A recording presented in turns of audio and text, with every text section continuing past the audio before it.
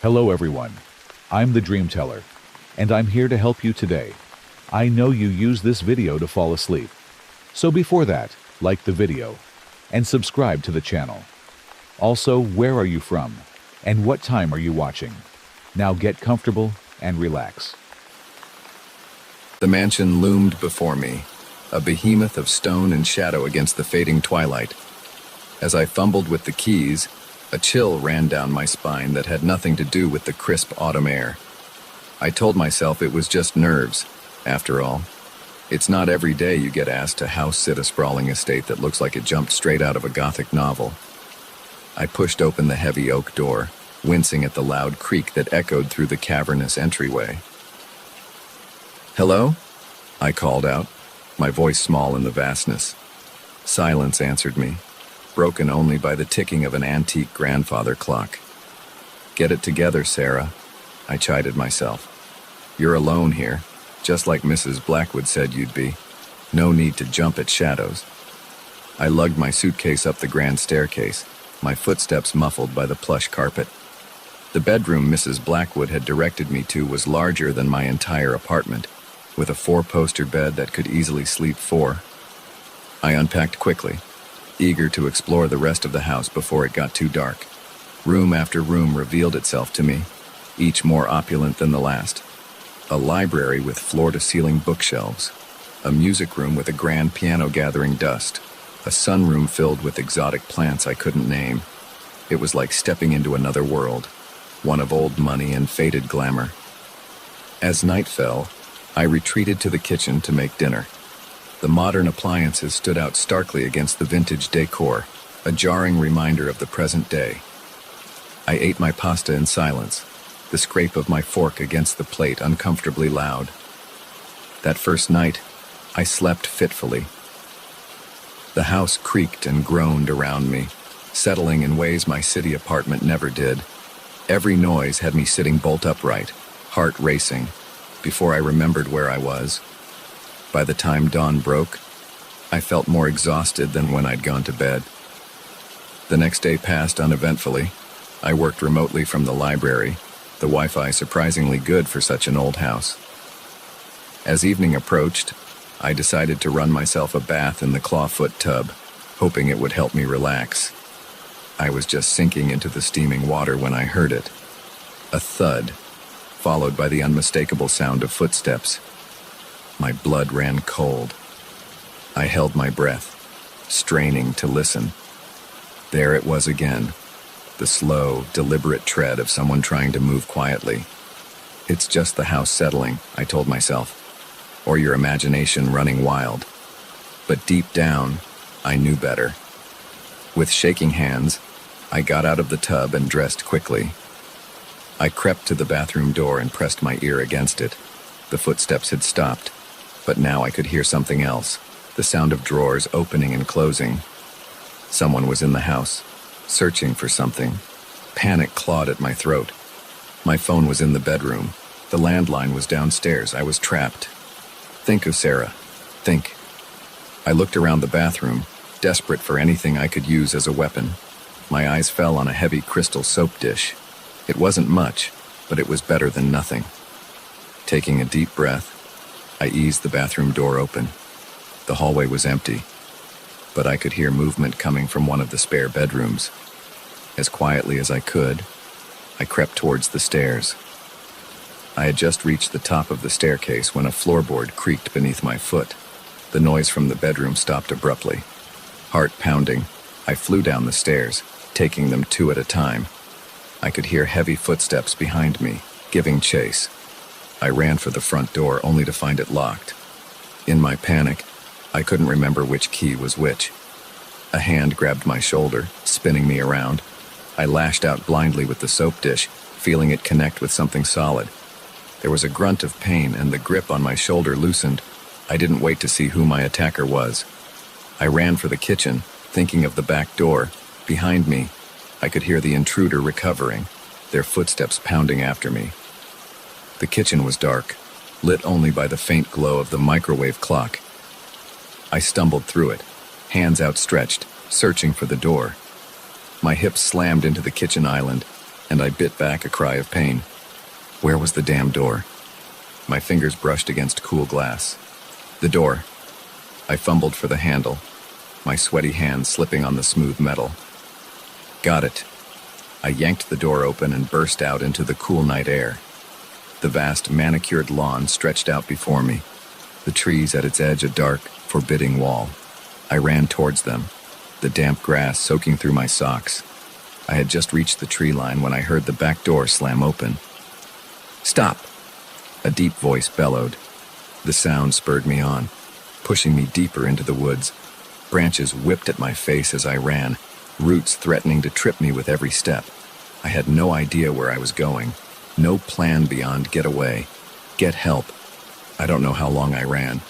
It could have been minutes or hours. My lungs burned and my legs felt like lead. But fear kept me going, the certainty that if I stopped, something terrible would happen. Finally, when I felt I couldn't take another step, I saw lights through the trees. A house. I stumbled towards it, relief making me dizzy. As I broke through the tree line, I realized with a start that I recognized this house. It was the mansion. Somehow, in my blind panic, I had run in a circle. For a moment, I stood frozen, unsure what to do. Then I saw a car in the driveway that hadn't been there before. A police car. Safety. I ran towards it, waving my arms. "Help!" I screamed. "Oh, please, help me." The front door of the mansion opened and a police officer stepped out, followed by Mrs. Blackwood. "Oh, thank God," Mrs. Blackwood said, rushing towards me. "Sarah, dear, are you all right? We've been so worried." I stared at her, uncomprehending. "There's someone in the house," I managed to gasp out. "An intruder. He chased me." Mrs. Blackwood and the officer exchanged a look. "Sarah," Mrs. Blackwood said gently, "there's no intruder. It's just Harold." "Harold?" As if summoned by his name, a man appeared in the doorway. He was tall and lean, with graying hair and a kindly face. There was a bruise forming on his cheek. "I'm so sorry for frightening you," he said, his voice deep and apologetic, the same voice that had shouted after me in the woods. I should have announced myself. "Sarah, this is my husband, Harold," Mrs. Blackwood explained. "He wasn't supposed to be back until next week, but his business trip ended early. He came home to surprise me, not realizing I had asked you to house sit." The adrenaline that had been keeping me going suddenly evaporated, leaving me lightheaded. But the noises, the searching. Harold looked sheepish. I was looking for my reading glasses. I didn't want to wake you, so I was trying to be quiet.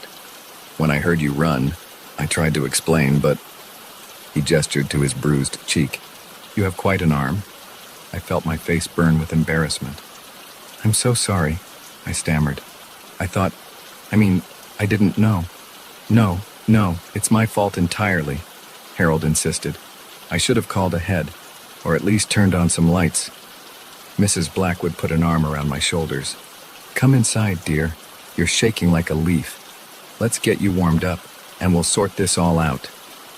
As we walked back to the house, the police officer following behind, I couldn't help but laugh. All that terror, all that running, and it had been a simple misunderstanding. But later that night, as I lay in bed listening to the Blackwoods move about the house, a small part of me wondered, what if it hadn't been Harold? What if it had been a real intruder?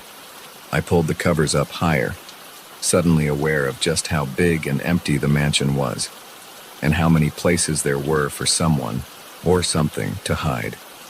Sleep was a long time coming that night.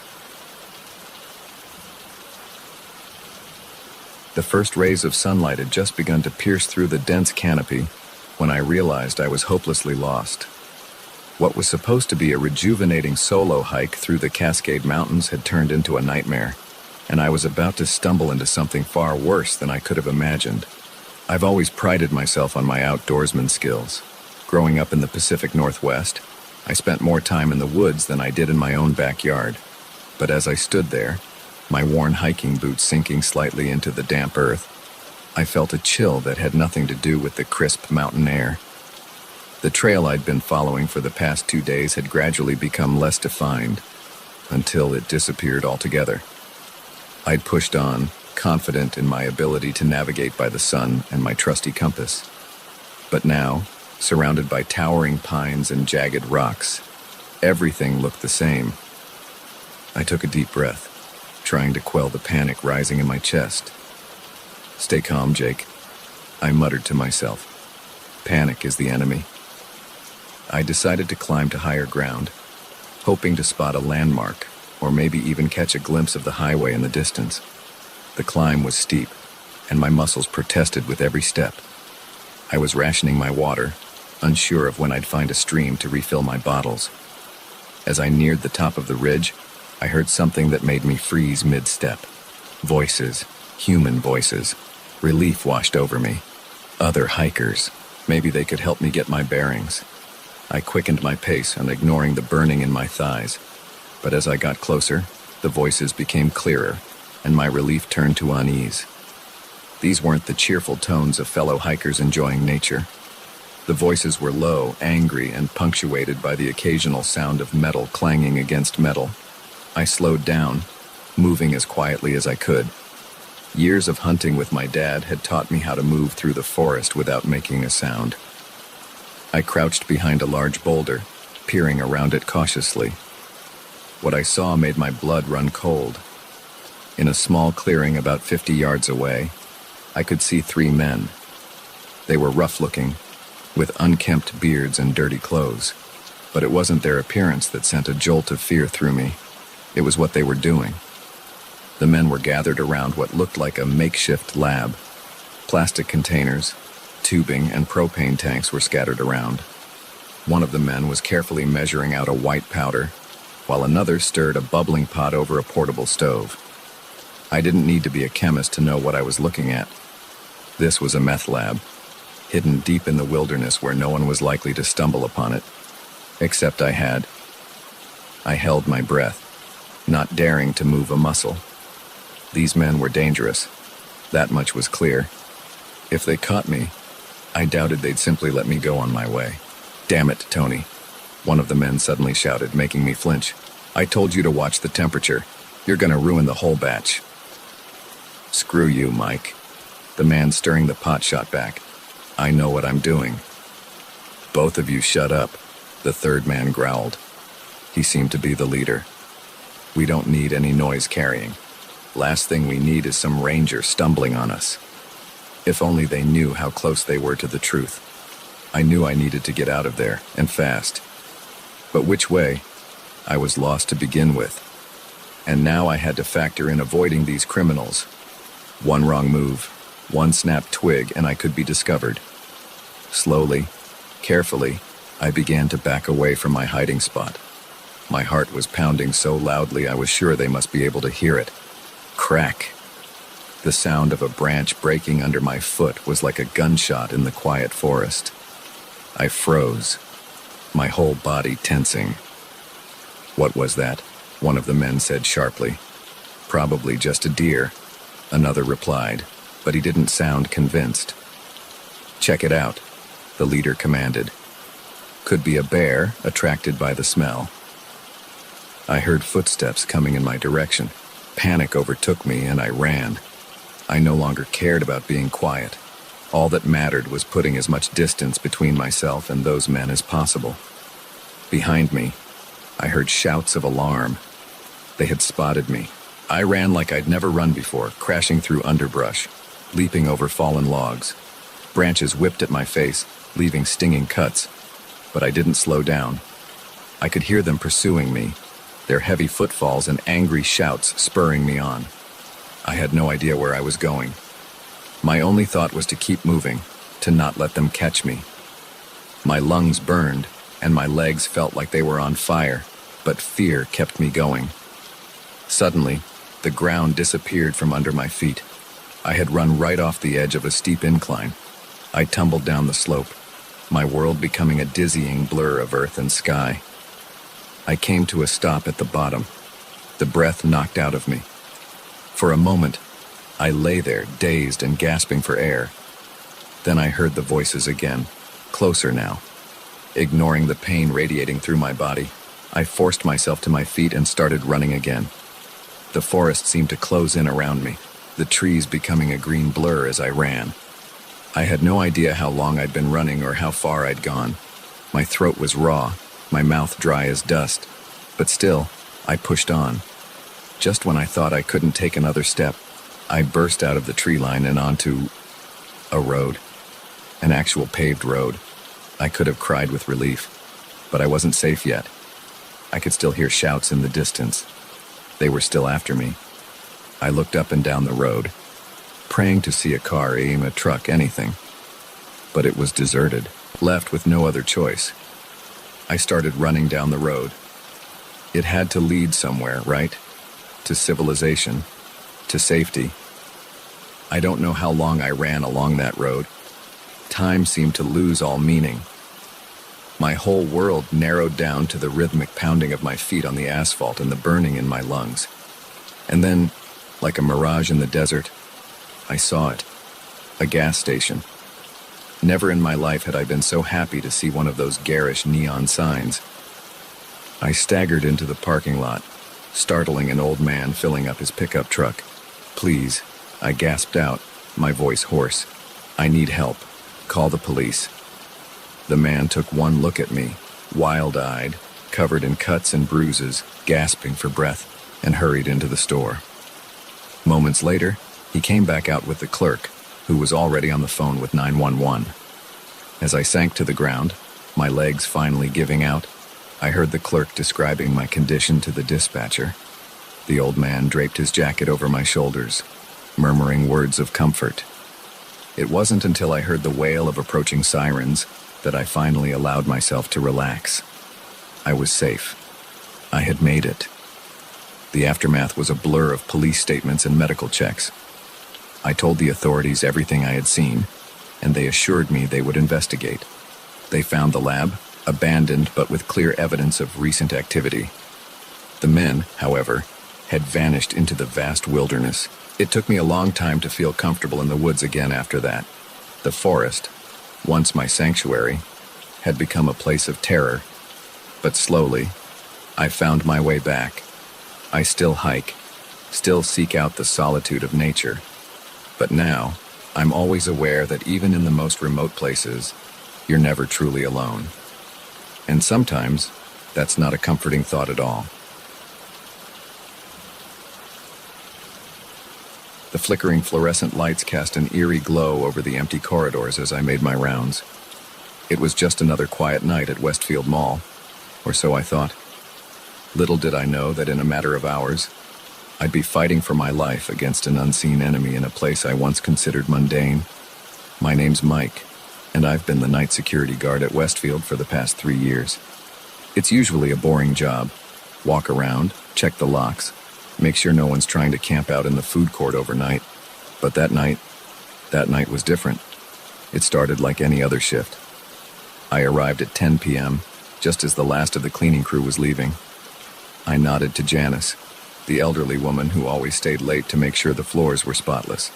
"All quiet tonight, Mike," she said with a smile. "See you tomorrow." If only she knew. I settled into the security office, a small room filled with monitors showing feeds from the mall's numerous cameras. I did a quick scan, nothing but empty stores and darkened corridors. Perfect. Around midnight, I started my first round of the night. The mall was eerily silent, my footsteps echoing off the tiled floors. I'd never tell anyone, but these walks always gave me the creeps. Something about the mannequins in the store windows, their blank faces seeming to follow me as I passed. I was on the second floor, passing by the large fountain in the center atrium, when I heard it. A faint noise, like metal scraping against metal. I froze, straining my ears. There it was again. "Hello?" I called out, my voice sounding unnaturally loud in the empty space. No response. I pulled out my flashlight, sweeping its beam across the darkened stores. Nothing seemed out of place. "Must be the old pipes," I muttered to myself, trying to shake off the uneasy feeling creeping up my spine. I continued my round, but now I was on high alert. Every shadow seemed deeper, every noise amplified. By the time I made it back to the security office, my nerves were frayed. I sank into my chair, eyes scanning the monitors. Everything looked normal, but I couldn't shake the feeling that something was off. That's when I saw it. A shadow, moving quickly across one of the screens. I leaned in, heart racing. It was gone as quickly as it appeared, leaving me wondering if I'd imagined it. I rewound the footage, watching carefully. There, in the corner of the screen, a figure darted past, too fast to make out clearly. My mouth went dry. Someone was in the mall. I grabbed my radio, ready to call for backup, but hesitated. What if I was overreacting? I didn't want to be the guard who called the cops over a trick of the light. I decided to investigate myself first, armed with my flashlight and a heavy wrench I kept in the office for emergencies. I ventured out into the mall. The corridors seemed different now, menacing. Every storefront could be hiding an intruder, every shadow concealing a threat. I moved cautiously, ears straining for any sound out of place. As I rounded a corner near the electronics store, I heard it again. That scraping sound, louder this time. It was coming from inside the store. I approached slowly, flashlight beam trembling slightly. The store's security gate was intact, but as I got closer, I could see it wasn't fully closed. There was a gap at the bottom, just big enough for someone to squeeze under. My heart was pounding so hard I could feel it in my throat. I should go back, call the police. But curiosity and a misplaced sense of duty pushed me forward. I ducked under the gate, wincing at the noise it made. The store was pitch black, the displays of TVs and computers looming like silent sentinels. My flashlight beam seemed pathetically small in the darkness. "Security," I called out, trying to keep my voice steady. "Show yourself." Silence. Then, a crash from the back of the store. I swung my flashlight toward the sound, catching a glimpse of movement. Someone was definitely here. I moved deeper into the store, wrench gripped tightly in my sweaty hand. Another crash, closer this time. I spun around, but saw nothing. They were toying with me, I realized. Whoever they were enjoying this game of cat and mouse. Suddenly, the lights in the store flickered on. I blinked, momentarily blinded. When my vision cleared, I saw them. 3 men, dressed all in black, wearing masks that covered their faces. They were spread out, blocking my exit. One of them held a crowbar, another a knife. Well, the one in the middle said, his voice muffled by the mask. "Looks like we've got company, boys." I raised my wrench, trying to look more confident than I felt. "You're trespassing," I said, surprised at how steady my voice sounded. "Leave now, and I won't call the cops." They laughed, a chilling sound that echoed through the store. "I don't think you understand the situation. Rent a cop," the leader said. "We're not going anywhere, and neither are you." They started to advance, spreading out to surround me. I backed up, mind racing. I was outnumbered and outarmed.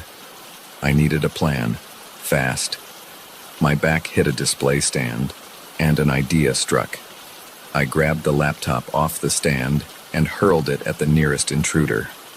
He ducked, and in that moment of distraction, I ran. I darted between the aisles, knocking over displays as I went to slow them down. I could hear them cursing, giving chase. I reached the security gate and slid under it, not stopping to catch my breath. I ran through the mall, the sound of pursuit close behind. I needed to get to the security office, how to call for help, but they were between me and the office. I took a sharp turn, heading for the service corridors. If I could lose them in the maze of back hallways, I might have a chance. The service door slammed behind me as I entered the narrow corridor. It was darker here, the emergency lights casting long shadows. I ran, taking random turns, hoping to throw off my pursuers. Left, right, another right. I was quickly lost in the warren of corridors, but I could still hear them, their footsteps echoing off the concrete walls.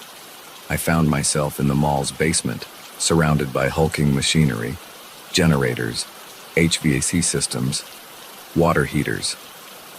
The noise was deafening, masking any sounds of pursuit. I crouched behind a large boiler, trying to catch my breath and think. I needed to get to a phone to call for help. But my radio was back in the security office, and my cell phone was in my locker. I was on my own. A noise to my left made me freeze. One of them was close, searching methodically. I could see his flashlight beam sweeping across the floor. I held my breath as the beam passed inches from my feet. For a heart-stopping moment, I thought he'd seen me, but the light moved on.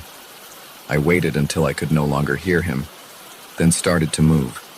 I needed to get back upstairs, to find a way out. I crept through the basement, every nerve on high alert. I'd almost made it to the stairs when a hand grabbed my shoulder. I spun, swinging my wrench blindly. It connected with something solid, and I heard a grunt of pain. I didn't wait to see who I'd hit. I ran, taking the stairs two at a time. I burst back into the main mall. I could hear shouts behind me. They were all after me now. I ran faster than I ever had in my life, my lungs burning, legs pumping. I rounded a corner and saw it, the exit, freedom. I slammed into the door at full speed, already imagining the cool night air on my face, but the door didn't budge. It was locked. Of course it was locked. I had locked it myself at the start of my shift. Panic threatened to overwhelm me as I fumbled for my keys. Behind me, I could hear them getting closer. My hands were shaking so badly I could barely get the key in the lock. Turn. Damn you. Turn. Just as I heard them round the corner, the lock clicked. I yanked the door open and burst out into the night. I ran across the parking lot, not daring to look back. I didn't stop until I reached the 24-hour diner across the street. I burst in, startling the lone waitress. "Call the police," I gasped. "Please." The next few hours were a blur of police statements and questions. They searched the mall but found no sign of the intruders. Just some broken displays in the electronics store and a crowbar left behind. I quit my job the next day. I couldn't face going back into that mall, couldn't shake the feeling of being hunted. Sometimes, late at night, I still wake up in a cold sweat, the echo of footsteps in my ears. And I wonder, what if I hadn't made it to that door in time?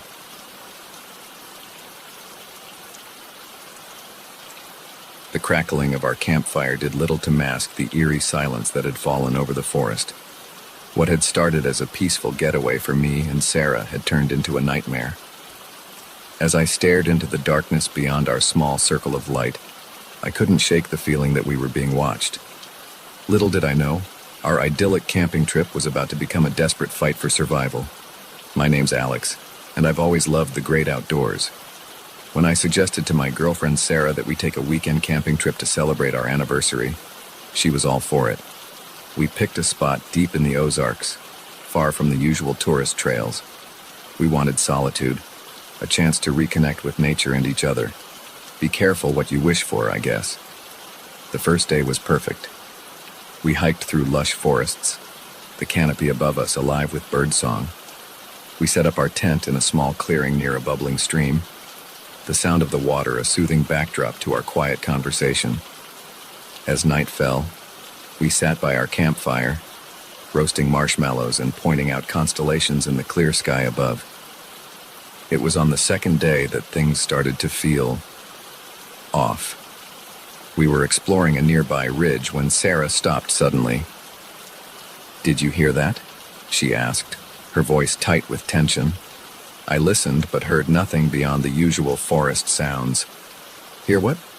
"I thought I heard voices," she said, her eyes scanning the trees around us, like someone shouting. I strained my ears, but still heard nothing unusual. "Probably just other hikers," I said, trying to sound reassuring. But a small knot of unease had formed in my stomach. We continued our hike, but the carefree mood of earlier had evaporated. I found myself jumping at every snapping twig, every rustle in the underbrush.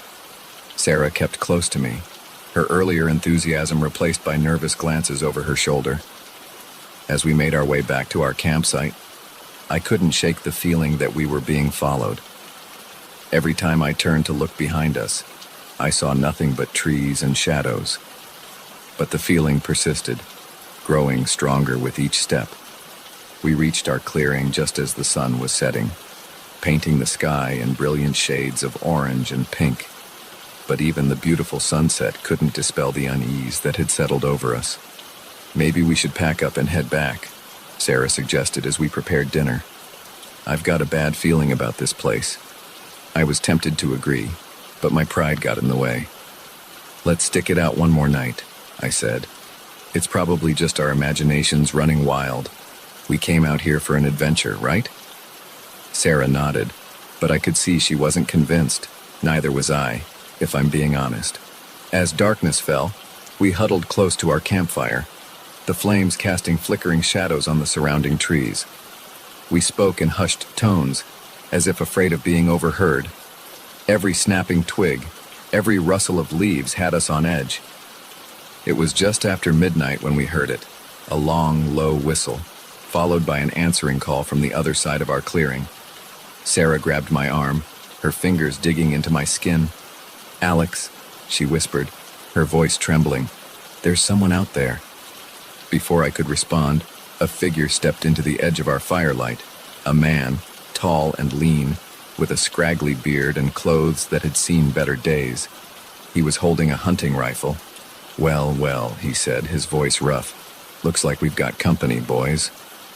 As if on cue, more men emerged from the darkness.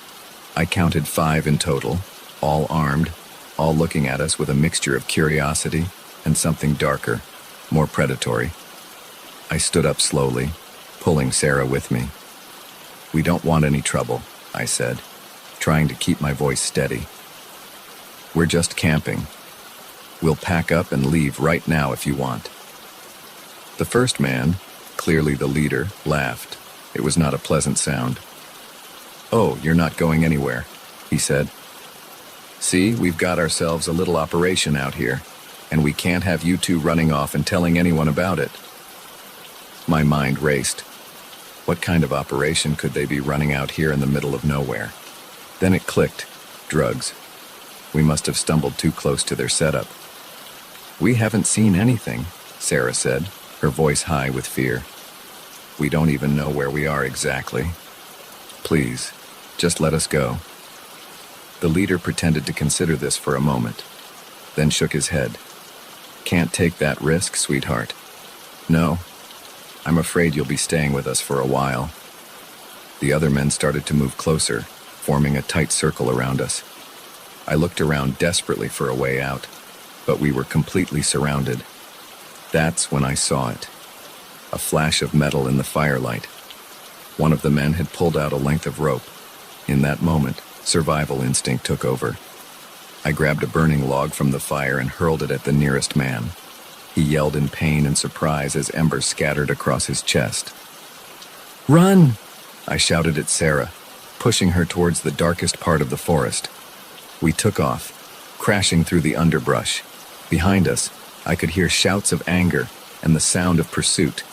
My heart was pounding so hard I thought it might burst out of my chest.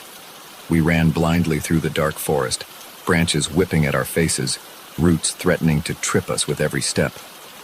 I had no idea where we were going, only that we needed to put as much distance between us and those men as possible. Sarah stumbled, and I caught her before she could fall. "Keep going," I gasped, pulling her along. "We can't stop." The sound of our pursuers seemed to be getting closer. They knew these woods better than we did, and they were gaining on us. Just when I thought we couldn't run any further, we burst out of the tree line and found ourselves at the edge of a steep ravine. The stream we had camped near had carved a deep gully into the earth, the water now a rushing torrent far below us. "What do we do?" Sarah cried, her eyes wild with fear. I looked back at the forest, saw flashlight beams dancing between the trees. They were almost upon us. "We have to jump," I said, gesturing to the other side of the ravine. It wasn't too wide, maybe 10 feet across. We could make it. We had to make it. Sarah looked at me like I was crazy, but the sound of voices growing nearer made up her mind. She nodded. "On 3, I said, gripping her hand tightly. 1, 2, 3. We leaped together, the ground disappearing beneath our feet. For a heart-stopping moment, we were suspended in the air, the roar of the water below us drowning out everything else. Then we hit the other side, rolling to break our fall. Pain shot through my ankle, but adrenaline kept me moving. I pulled Sarah to her feet, and we staggered into the cover of the trees on this side of the ravine. Behind us, I heard shouts of frustration. They had reached the ravine, but it had bought us precious time. We kept moving, pushing our exhausted bodies to their limits. The rest of the night passed in a blur of fear and desperate flight. Every sound had us freezing in terror, certain we were about to be discovered. As the first light of dawn began to filter through the trees, we finally heard what we had been praying for, the distant sound of traffic. We had reached a road. Stumbling out of the forest, we flagged down the first car we saw, an old pickup truck driven by an elderly farmer. The look on his face when he saw us, dirty, bleeding, wild-eyed with fear, must have been something to behold. We babbled out our story as he drove us to the nearest police station. The authorities took our statement and sent out search parties, but they never found any trace of the men or their operation. Maybe they had cleared out, knowing we would bring the law down on them. It took a long time for the nightmares to stop, for us to feel safe again.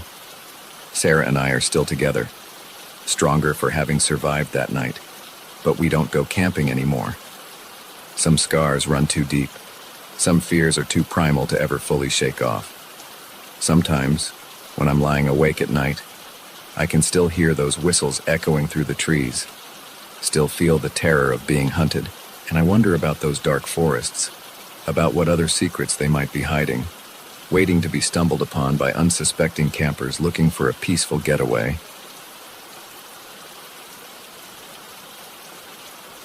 The highway stretched endlessly before me, a ribbon of asphalt cutting through the night. I'd been driving for hours, the monotony broken only by the occasional flicker of my truck's headlights catching a road sign or a startled animal's eyes. I never expected that picking up a stranger would turn my routine haul into a nightmare. But that's exactly what happened on that moonless night in the middle of nowhere. My name's Jack, and I've been a long-haul trucker for the better part of 2 decades. I've seen my fair share of weird stuff on the road, but nothing could have prepared me for what happened that night. It was just past midnight, and I was hauling a load of electronics from Chicago to Phoenix.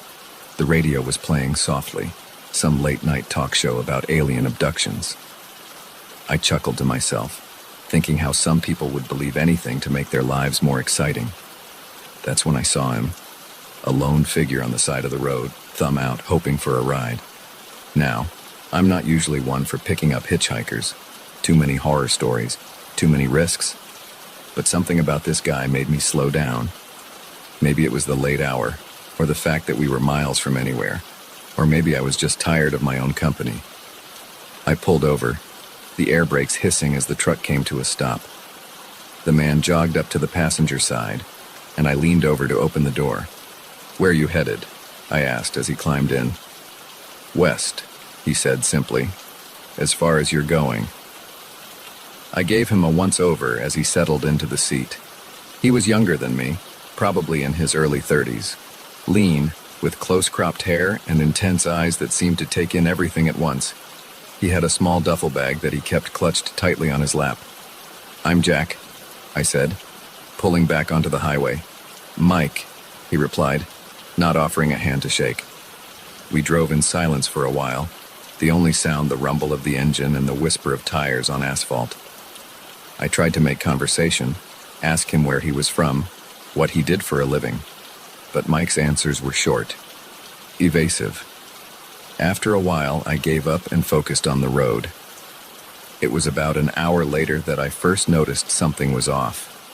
Mike had been fidgeting in his seat, constantly checking the side mirrors. At first, I thought maybe he was just nervous about hitching a ride with a stranger, but then I caught him glancing at me, a calculating look in his eyes that sent a chill down my spine. "Everything okay?" I asked, trying to keep my voice casual. Fine, he said quickly, too quickly. Just not used to being in a truck this big. I nodded, but I didn't believe him. My instincts, honed by years on the road, were screaming that something wasn't right.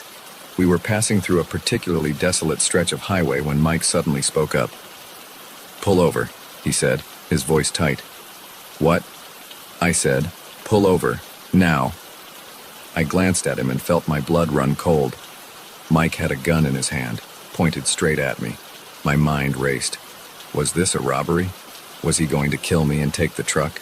I thought about my wife back home, about our kids. Would I ever see them again? "Look, man," I said, trying to keep my voice steady. "If you want money, I've got some cash in my wallet. Just take it and go. No need for this to get ugly." Mike laughed, a harsh, humorless sound. "This isn't about money, Jack. This is about survival. Now pull over before I decide to redecorate your cab with your brains." I did as he said, guiding the massive truck onto the shoulder. As soon as we came to a stop, Mike was in motion. He reached across me and grabbed the keys from the ignition. "Get out," he ordered, gesturing with the gun. I climbed out of the cab, my legs feeling like jelly. Mike followed, keeping the gun trained on me. "What do you want?" I asked, hating how my voice shook. "I need your truck," Mike said, "and I need you to drive it." "Drive it where?" "You'll know when we get there. Now get back in. You're driving." As I climbed back into the driver's seat, my mind was working overtime. I needed to find a way out of this situation. Maybe if I could distract him, I could make a grab for the gun. Or maybe I could intentionally drive badly, try to attract the attention of a highway patrol car. But as if reading my thoughts, Mike spoke up. "Don't try anything stupid, Jack. I've got nothing to lose, which means you've got everything to lose. Just drive normally and do what I say." So I drove. Hours passed, the landscape outside changing as we headed west. All the while, Mike kept the gun trained on me, his eyes constantly scanning the road behind us. "Who are you running from?" I finally asked, unable to contain my curiosity any longer. Mike was quiet for so long I thought he wasn't going to answer. Then, "Bad people," he said softly. "People who want me dead." "Why?" He laughed again, that same humorless sound. "Because I know things they don't want anyone to know." My mind raced with possibilities. Was he some kind of whistleblower? A witness to a crime? Whatever it was, I was now involved, whether I wanted to be or not. As dawn began to break, painting the sky in shades of pink and gold, Mike suddenly tensed. "Shit," he muttered, staring intently at the side mirror. I glanced in my rearview mirror and saw a black SUV gaining on us fast. "Drive faster," Mike ordered, his knuckles white around the gun. I pressed down on the accelerator, the engine roaring as we picked up speed. But the SUV was faster, sleeker. It pulled alongside us, and I saw the passenger window rolling down. "Get down!" Mike yelled, just as the sound of gunfire erupted. I ducked instinctively, feeling the truck swerve as bullets pinged off the metal. Mike was returning fire, leaning out the window to shoot at our pursuers. The next few minutes were chaos. I struggled to keep the truck on the road while trying to stay low. The sound of gunfire was deafening in the confined space of the cab. Suddenly, there was a loud bang, and the truck lurched violently. They had shot out one of our tires. I fought with the steering wheel, trying to keep us from jackknifing. "There!" Mike shouted, pointing ahead. "Pull into that rest stop." I saw the sign for the upcoming rest area and made for it, the truck swaying dangerously on its blown tire. We skidded into the parking lot, coming to a stop in a cloud of dust and burning rubber. "Run!" Mike yelled, already jumping out of the cab. I didn't need to be told twice. I was out of the truck and running before I even had time to think. I could hear car doors slamming behind us. Shouts of anger. Mike and I ran towards the small cluster of buildings that made up the rest stop. It was early, and the place was deserted. We burst into the main building, startling a sleepy-looking attendant. "Call the police," I gasped out, There are men with guns." But before I could finish, the door burst open again. 3 men entered, all holding weapons. The attendant screamed and ducked behind the counter. Mike shoved me behind a rack of snacks and opened fire. The men returned fire, and suddenly the quiet rest stop was transformed into a war zone. Chips bags exploded, sending a rain of potato shards everywhere. The acrid smell of gunpowder filled the air. I cowered behind the rack, my heart pounding so hard I thought it might burst out of my chest. This was insane. How had my normal night turned into this? The gunfight seemed to last forever, but it was probably only a few minutes. Then, suddenly, silence fell. I peered around the edge of the rack. Mike was still standing, his gun still raised. The 3 men were on the ground, not moving. I felt bile rise in my throat and had to swallow hard to keep from throwing up. In the distance, I could hear sirens approaching. Someone, probably the attendant, had managed to call the police. Mike turned to me, his face grim. "I'm sorry," he said. "I never meant for any of this to happen." Before I could respond, he was gone, running out the back door of the rest stop. I thought about following him, but my legs wouldn't move. I just sat there, surrounded by the debris of the gunfight, waiting for the police to arrive. The aftermath was a blur of police statements and questions. I told them everything, about picking up Mike, about the chase and the shootout. They seemed skeptical at first, but the evidence backed up my story. It turned out Mike was indeed a whistleblower, set to testify against a powerful crime syndicate. The men chasing us were hitmen sent to silence him. Mike was never found, having vanished into the desert. As for me, I was cleared of any wrongdoing. But the experience changed me. I still drive my routes, still haul my loads across the country. But I'm more cautious now, more aware of the darkness that can lurk behind a friendly face, and I never, ever pick up hitchhikers anymore.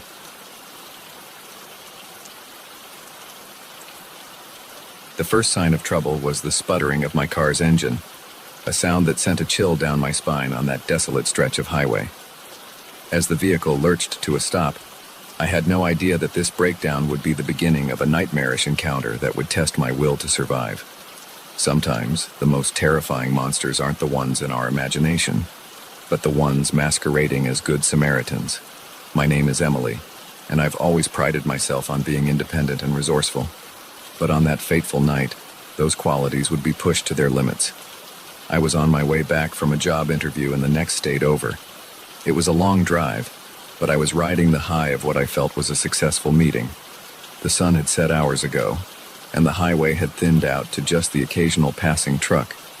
I was tired, but determined to make it home. That's when my trusty old sedan decided it had had enough. The engine made a horrible grinding noise, and despite my pleading and cajoling, the car rolled to a stop on the shoulder of the road. "No, no, no," I muttered, turning the key in the ignition repeatedly. Nothing. Not even a sputter. I sat there for a moment, trying to calm my racing heart. I was in the middle of nowhere, my cell phone showing no bars of service. The moonless night seemed to press in on all sides, the darkness beyond my headlights absolute. Taking a deep breath, I popped the hood and got out of the car. I didn't know much about engines, but I hoped it might be something simple, something I could fix. As soon as I lifted the hood, I knew it was hopeless. The engine was a maze of pipes and wires that meant nothing to me. I was just about to close the hood when I saw headlights approaching in the distance. Relief washed over me. Maybe they would stop and help, or at least let me use their phone. The vehicle, an old pickup truck, slowed as it neared me. It pulled over, and a man got out. In the glow of my headlights, I could see he was middle-aged, with a weathered face and calloused hands. He wore worn jeans and a flannel shirt, looking every bit the part of a local farmer or rancher. "Car trouble," he called out, walking towards me. "Yeah," I replied, trying to keep the nervousness out of my voice. "It just died on me. I don't suppose you know anything about engines?" He chuckled. "I might know a thing or two. Mind if I take a look?" I stepped aside, allowing him to peer into the engine compartment. He poked around for a few minutes, making thoughtful noises. "Well, looks like your timing belt's shot," he finally said. "Not something we can fix out here, I'm afraid." My heart sank. "I don't suppose you have a cell phone I could borrow? Mine's not getting any service out here." He shook his head. "Sorry, don't believe in those things. But tell you what, I can give you a ride to the nearest town. There's a mechanic there who could help you out." I hesitated. Every instinct was screaming at me not to get into a car with a stranger, especially out here in the middle of nowhere. But what choice did I have? I couldn't stay here all night, and who knew when another car might come along? "That would be great. Thank you," I heard myself say. He smiled, but something about it didn't quite reach his eyes. "Happy to help. Name's Tom, by the way." "Emily," I replied, grabbing my purse from my car. As we drove, Tom kept up a steady stream of small talk. He asked about where I was from, where I was headed. I answered vaguely, not wanting to give away too much information. Something about him was making me increasingly uneasy, though I couldn't put my finger on why. We had been driving for about 20 minutes when I realized something was wrong. We should have reached a town by now, or at least seen some signs of civilization, but there was nothing but darkness outside the windows. How much further is it to town?" I asked, trying to keep my voice casual. Tom glanced at me, and this time there was no mistaking the coldness in his eyes. "Oh, we're not going to town, Emily." My blood ran cold. "What do you mean? Where are we going?" He didn't answer, just pressed down harder on the accelerator. The truck picked up speed, eating up the empty road ahead. Panic surged through me. I reached for the door handle, but it wouldn't budge. Child locks, I realized with horror. "Please," I said, my voice shaking. "Just let me out. I won't tell anyone, I swear." Tom laughed, a harsh sound that made my skin crawl. "Oh, I know you won't tell anyone. No one ever does." The implication of his words hit me like a physical blow.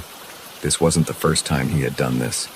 How many other stranded motorists had he picked up, promising help only to... I couldn't even finish the thought. My mind raced, trying to think of a way out. I could try to grab the wheel, force us off the road, but at this speed, that would likely kill us both. I could try to reason with him, appeal to his humanity, but the cold gleam in his eyes told me that was a lost cause. As we sped through the night, Tom started talking again, but this time, his words chilled me to the bone. "You know, Emily, you really shouldn't trust strangers," he said, his tone conversational, as if we were discussing the weather. "Bad things happen to girls who aren't careful, but don't worry, it'll all be over soon." I felt tears welling up in my eyes, but I forced them back. I refused to give him the satisfaction of seeing me cry. Suddenly, an idea struck me. It was risky, potentially fatal, but it was the only chance I had. I started coughing violently, doubling over in my seat. "What the hell?" Tom said, glancing over at me. I continued coughing, making choking noises. "Can't breathe," I gasped out. Tom looked uncertain for the first time.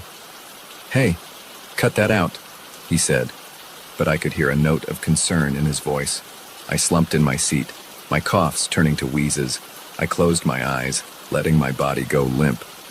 "Shit," Tom muttered. The truck began to slow down. I felt the vehicle pull over to the side of the road. Tom put it in park and leaned over me. "Hey, wake up," he said, shaking my shoulder roughly. This was my chance. My eyes snapped open, and I drove my elbow into his face with all the strength I could muster. I felt his nose crunch under the impact, and he reeled back with a howl of pain. In his moment of distraction, I lunged for the keys in the ignition. I yanked them out and scrambled for the door, my fingers scrabbling at the lock.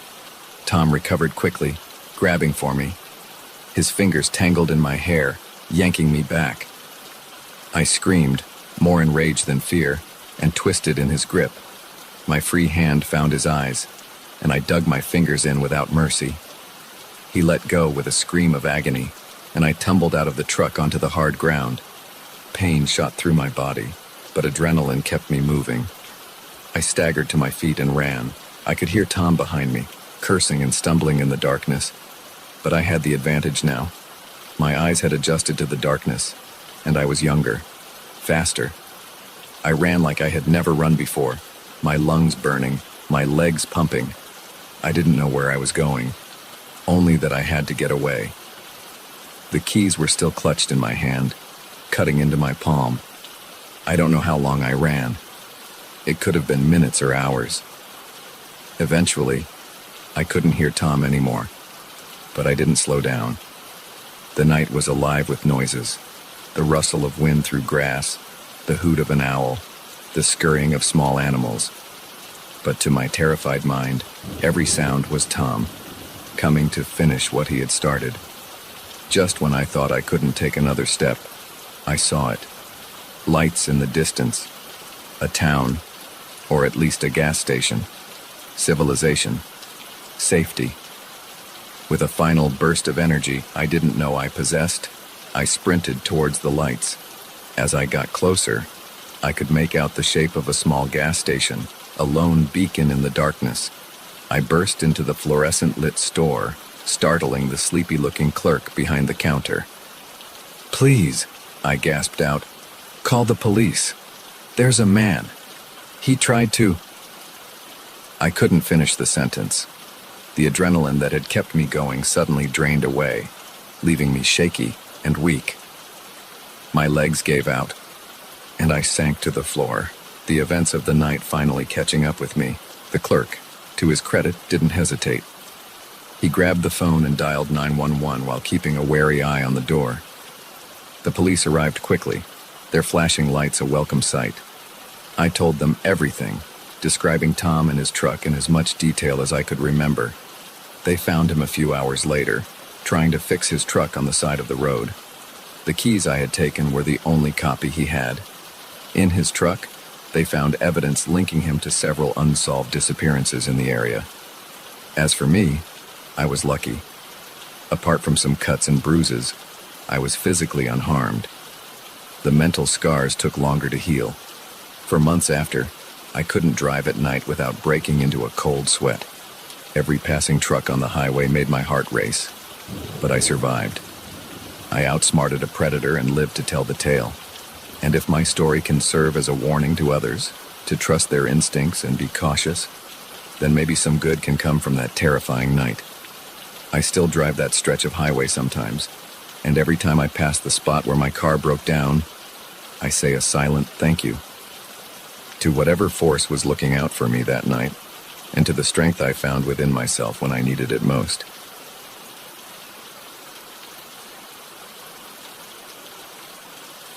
The crumbling facade of the abandoned Millbrook factory loomed before us, its broken windows staring down like hollow eyes. We were just a group of friends looking for a thrill, urban explorers seeking the perfect spot for some cool photos. Little did we know, we were about to stumble into a nightmare that would test our will to survive and change us forever. My name's Jake, and I've always been fascinated by abandoned places.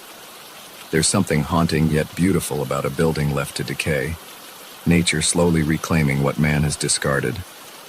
So when my friends and I heard about the old Millbrook factory on the outskirts of town, we knew we had to check it out.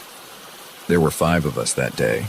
Me, my best friend Tom, his girlfriend Sarah, and our friends Mike and Lizzie.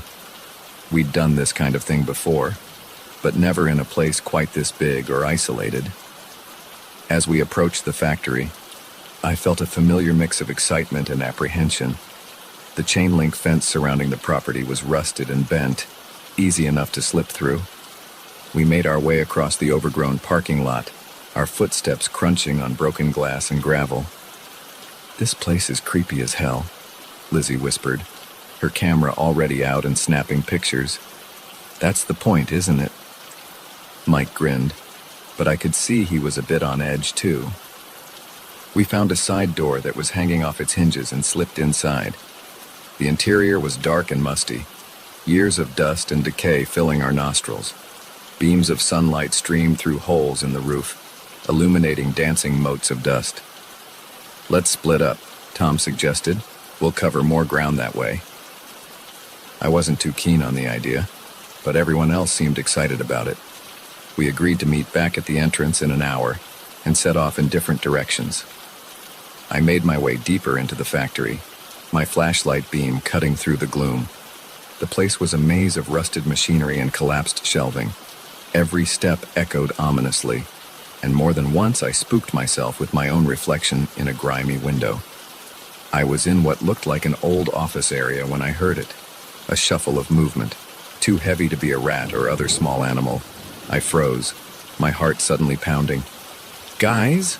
I called out, my voice sounding small in the vast space. No answer. I turned slowly, sweeping my flashlight around the room. Nothing seemed out of place, but I couldn't shake the feeling that I wasn't alone. That's when I saw it, a shadow, moving quickly past a doorway at the end of the hall. It was too big to be any of my friends. Fear gripped me, but curiosity won out. I moved towards the doorway, every nerve on high alert. As I reached the threshold, I heard voices. Low, rough whispers that definitely didn't belong to any of my friends. I peered around the corner and my blood ran cold.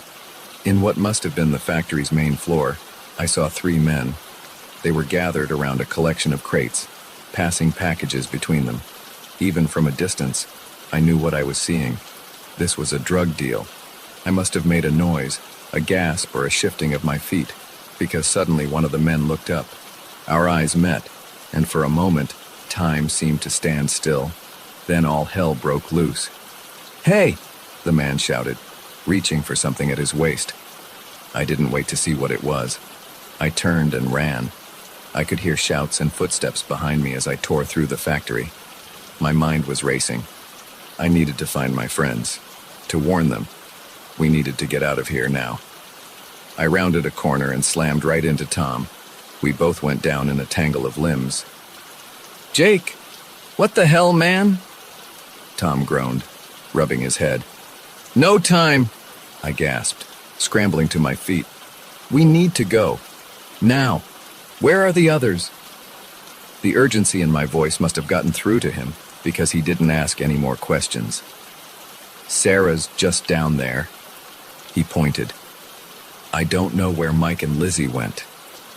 We found Sarah quickly, and I gave them a rushed explanation as we moved. Their eyes widened in fear as they realized the danger we were in. "We need to find Mike and Lizzie," Sarah said, her voice shaking. I nodded, but before we could decide on a plan, we heard a scream. It was Lizzie. We ran towards the sound, caution forgotten in our desperation to reach our friend. We burst into a large room and saw Lizzie backed into a corner, one of the men advancing on her. Mike was on the ground, not moving. Without thinking, I grabbed a piece of rusted pipe from the ground and charged.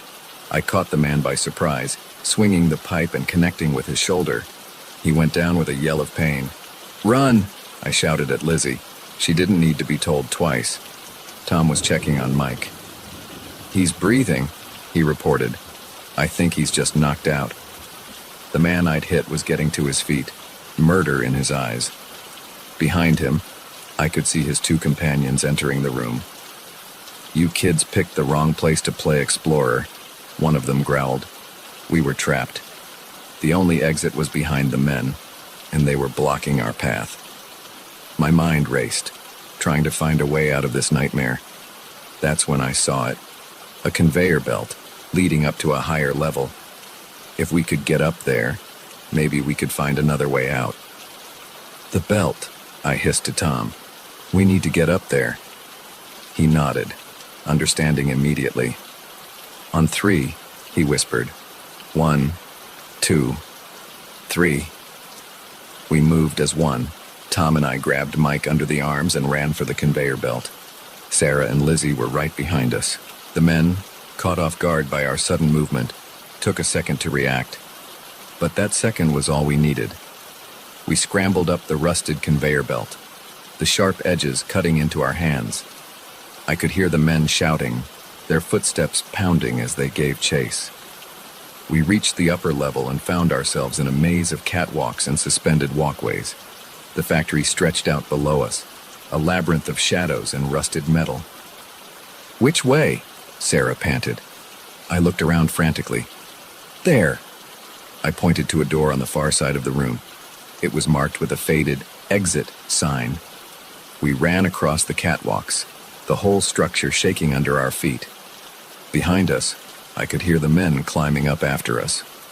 We reached the door and I yanked it open, revealing a rusted fire escape. Without hesitation, we started down. We were about halfway down when I heard a gunshot. The sound echoed through the factory, making us all flinch. "Keep moving," I shouted. We practically fell down the last few flights, our feet clanging on the metal steps. As soon as we hit the ground, we ran. We didn't stop running until we reached Tom's car, parked a few blocks away. We piled in, Mike still groggy but conscious now, and Tom peeled out of there like the devil himself was chasing us. It wasn't until we were miles away, the factory long out of sight, that we finally allowed ourselves to breathe. What just happened?" Lizzie asked, her voice barely above a whisper. I told them everything I had seen about the drug deal and the chase. As I spoke, the reality of what we'd just been through began to sink in. We debated about whether to go to the police, but fear won out. What if those men had connections? What if they came after us or our families? In the end, we made a pact to never speak of what happened to anyone. That day changed us all. We'd gone looking for a thrill and found terror instead. The nightmares lasted for weeks, months for some of us. Every unexpected noise made us jump, every stranger on the street a potential threat. But it also brought us closer together. We'd face death and come out the other side. That kind of experience bonds you in ways nothing else can. We never went urban exploring again after that. The thrill wasn't worth the risk. But sometimes, when I pass an abandoned building, I can't help but wonder what secrets it might be hiding, and I shudder, remembering the day our curiosity almost got us killed. The Millbrook factory still stands, as far as I know, a decaying monument to a dying industry, and a reminder of the darkness that can lurk in forgotten places. If you ever find yourself tempted to explore such a place, remember our story. Sometimes, the real monsters aren't the ghosts of the past, but the very real dangers of the present. The flickering fluorescent light above me buzzed like an angry insect, casting an eerie glow over the empty corridors. It was just another quiet night at Oak Ridge office complex, or so I thought. Little did I know that in a matter of hours, I'd be fighting for my life, trapped in a place I once considered mundane and safe. My name's Carlos, and I've been the night janitor at Oak Ridge for the past 5 years. It's not a glamorous job, but it pays the bills and lets me work on my novels during the quiet hours. I know every nook and cranny of this place, from the CEO's corner office on the top floor to the musty supply closets in the basement.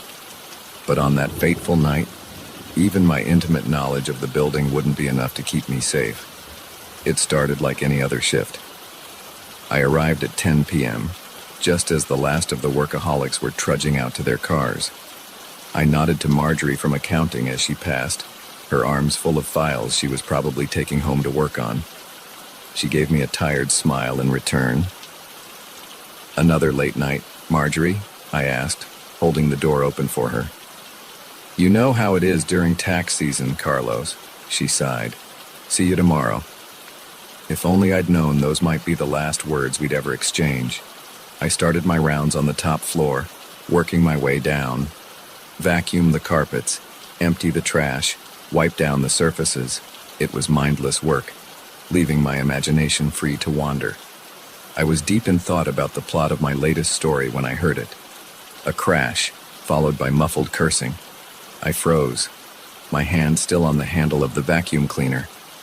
The sound had come from downstairs, maybe the 3rd or 4th floor. My first thought was that Marjorie had come back for something she'd forgotten, but Marjorie didn't curse like that. Cautiously, I made my way to the stairwell. The emergency lights cast long shadows as I descended. my heart pounding louder with each step. As I reached the fourth-floor landing, I heard voices, low, urgent whispers that definitely didn't belong to anyone who should be in the building at this hour. I eased the door open just a crack, peering into the darkened office space. What I saw made my blood run cold. 3 men, dressed all in black, were methodically going through the desks and filing cabinets. They moved with purpose, clearly looking for something specific. One of them held a small flashlight, its beam dancing across the room as they searched. Intruders, thieves. And here I was, alone in the building with them. I let the door close silently, my mind racing. I needed to call the police, but my cell phone was in my locker in the basement. The landlines on this floor would be useless. The phone system automatically shut down after hours to prevent long-distance abuse. I had to get to the security office on the ground floor. It had a separate phone line and direct access to the police. As quietly as I could, I started down the stairs. I had just reached the 3rd floor when I heard the stairwell door above me open. They were coming down. Panic surged through me. I yanked open the 3rd floor door and ducked inside, praying they hadn't seen me. I could hear their footsteps echoing in the stairwell as they descended. "Check this floor," I heard one of them say. "We need to find those files." My heart was pounding so hard I was sure they'd hear it. I looked around frantically for a place to hide. The open office layout left few options, but then I spotted it, the supply closet. I darted across the room, wincing at every footfall that seemed to echo in the silence. I had just closed the closet door behind me when I heard them enter the floor, pressed against the back wall of the closet, surrounded by the smell of cleaning products and paper. I tried to steady my breathing. Through the slats in the door, I could see flashlight beams sweeping across the office. "Nothing here," one of them growled after what felt like an eternity. "Let's try the next floor." I waited until I couldn't hear their footsteps anymore before allowing myself to breathe normally. But I knew I couldn't stay here. I had to get to that security office. Easing the closet door open, I peered out into the darkness. The floor seemed empty. I crept towards the stairwell, every nerve on high alert. I had just reached the stairs when I heard a shout from above. "Hey, there's someone down there." They'd seen me. I ran. Taking the stairs 2 at a time, I flew down towards the ground floor. I could hear them behind me, their heavy footfalls echoing off the concrete walls. I burst out of the stairwell and into the main lobby. The security office was just across the atrium. I was halfway there when a figure stepped out in front of me. I skidded to a stop, nearly falling in my haste to change direction. The man lunged for me, but years of maneuvering around office furniture with my cleaning cart had made me nimble. I ducked under his grasp and sprinted for the elevators. I jabbed the call button repeatedly, knowing it was useless. The elevators were shut down for the night. But next to the elevators was a door marked maintenance. Beyond it, a ladder that led to the roof. I yanked the door open and started climbing, my arms burning with the effort. Above me, I could hear the maintenance door slam open again. They were following me up. I reached the roof access hatch and pushed it open, gulping in the cool night air as I pulled myself up onto the gravel-covered roof. Stars twinkled overhead, oblivious to the drama unfolding below them. I ran to the edge of the roof, looking for a way down. There was none. I was trapped. The hatch banged open behind me. I turned to see the 3 men climbing onto the roof, their faces twisted with anger and exertion. Nowhere to run now. One of them sneered, advancing towards me. I backed up until I felt the low wall at the edge of the roof against my legs. "Look," I said, trying to keep my voice steady. "I don't know who you are or what you want, but I won't say anything. Just let me go." The man in the lead, a tall, broad-shouldered figure with a scar running down his cheek, laughed. "Sorry, pal. Can't take that risk." He lunged at me. In that moment, time seemed to slow down. I saw his hand reaching for me, saw the malice in his eyes, and I made a decision. I vaulted over the low wall. For a heart-stopping moment, I was in free fall. Then my feet hit something solid. the window washing platform, left in place by the crew earlier that day. I heard shouts of surprise from above as I frantically worked the controls. The platform lurched into motion, slowly descending the side of the building. But I wasn't safe yet. I could see one of the men leaning over the edge of the roof, taking aim with what looked like a gun. I pressed myself against the side of the building as the first shot pinged off the metal platform. The second shot shattered one of the support cables. The platform tipped dangerously, and I had to grab onto the railing to keep from falling. I was still 4 stories up, too high to jump. That's when I saw it, a window left open on the 3rd floor. It was a long shot, but it was my only chance. As the platform swung wildly, I timed my move. 1 second, 2, 3, I leapt. For a moment, I thought I'd miscalculated. Then my hands caught the windowsill. Pain shot through my arms as I hauled myself inside, collapsing onto the floor of an empty office. I didn't allow myself a moment to rest. I could hear commotion in the stairwell. They were coming down after me. I ran for the elevators. They were still powered down, but there was an emergency phone inside. I wrenched open the doors and grabbed the phone. 911, what's your emergency? I've never been so glad to hear those words in my life. The next few minutes were a blur. I stayed on the phone with the dispatcher, hidden in the elevator, until I heard the beautiful sound of police sirens approaching. The would-be thieves were caught trying to flee the building. It turned out they were after confidential client information. Information that could have ruined lives if it had fallen into the wrong hands. As I sat in the back of an ambulance, a shock blanket around my shoulders, I watched the men being led away in handcuffs. One of them, the scarred leader, caught my eye as he was put into a police car. The look he gave me sent chills down my spine. I gave my statement to the police, then went home to my worried wife and sleeping kids. As I hugged them tight, I realized how close I'd come to never seeing them again.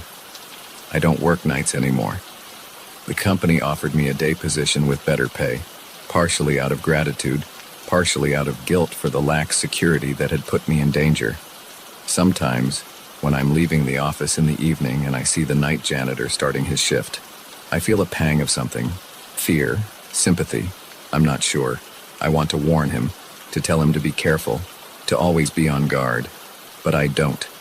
I just nod and smile, and hope that his nights will be quieter than mine were.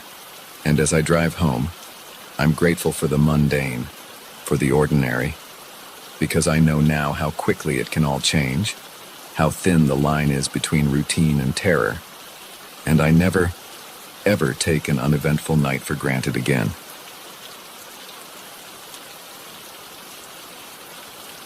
The soft glow of the TV flickered in the darkened living room, casting eerie shadows on the walls. Little Timmy had been asleep for hours, and I was settling in for a quiet night of babysitting. But as I absent-mindedly scrolled through my phone, a message popped up that made my blood run cold. In that moment, I realized this ordinary suburban home had become the stage for a terrifying game of cat and mouse. My name's Amy, and I've been babysitting for the Johnsons for about 6 months now. They're good people with a sweet kid, and the gig helps pay for my college textbooks. It was supposed to be just another Friday night job, but it turned into the most horrifying experience of my life. The evening had started normally enough. I arrived at 7 p.m., just as Mr. and Mrs. Johnson were heading out for their date night. Timmy, their 8-year-old son, was already in his pajamas, eager to show me his latest Lego creation. "Now, Amy," Mrs. Johnson said as she put on her earrings, "Timmy's allowed 1 hour of tablet time before bed. The parental controls are on, so he should only be able to access his games and approved websites." I nodded, having heard this spiel before. "No worries, Mrs. Johnson. We'll be fine." If only I'd known how wrong I was. After the Johnsons left, Timmy and I had dinner. He chatted excitedly about school and his friends, and I listened with half an ear, smiling and nodding at the right moments. Around 8 p.m., I handed him his tablet for his allotted screen time. "Remember, just 1 hour, buddy," I said. "Then it's bedtime." Timmy nodded, already engrossed in whatever game he was playing. I settled onto the couch with my own phone, scrolling through social media and texting friends. At 9 p.m., I told Timmy it was time for bed. He grumbled a bit but handed over the tablet without too much fuss. As I tucked him in, he seemed a little quieter than usual. "Everything okay, Timmy?" I asked. He hesitated for a moment, then said, "Amy, is it okay to have secret friends?" Something about the way he said it made me uneasy. "What do you mean by secret friends, Timmy?" He shrugged, not meeting my eyes. "Just someone I talk to sometimes, but it's a secret." Alarm bells started ringing in my head. "Timmy, who is this secret friend? How do you talk to them?" But Timmy had clammed up. He rolled over, pulling the covers up to his chin. "Never mind. Good night, Amy." I stood there for a moment, unsure of what to do. Should I press him for more information? Call his parents?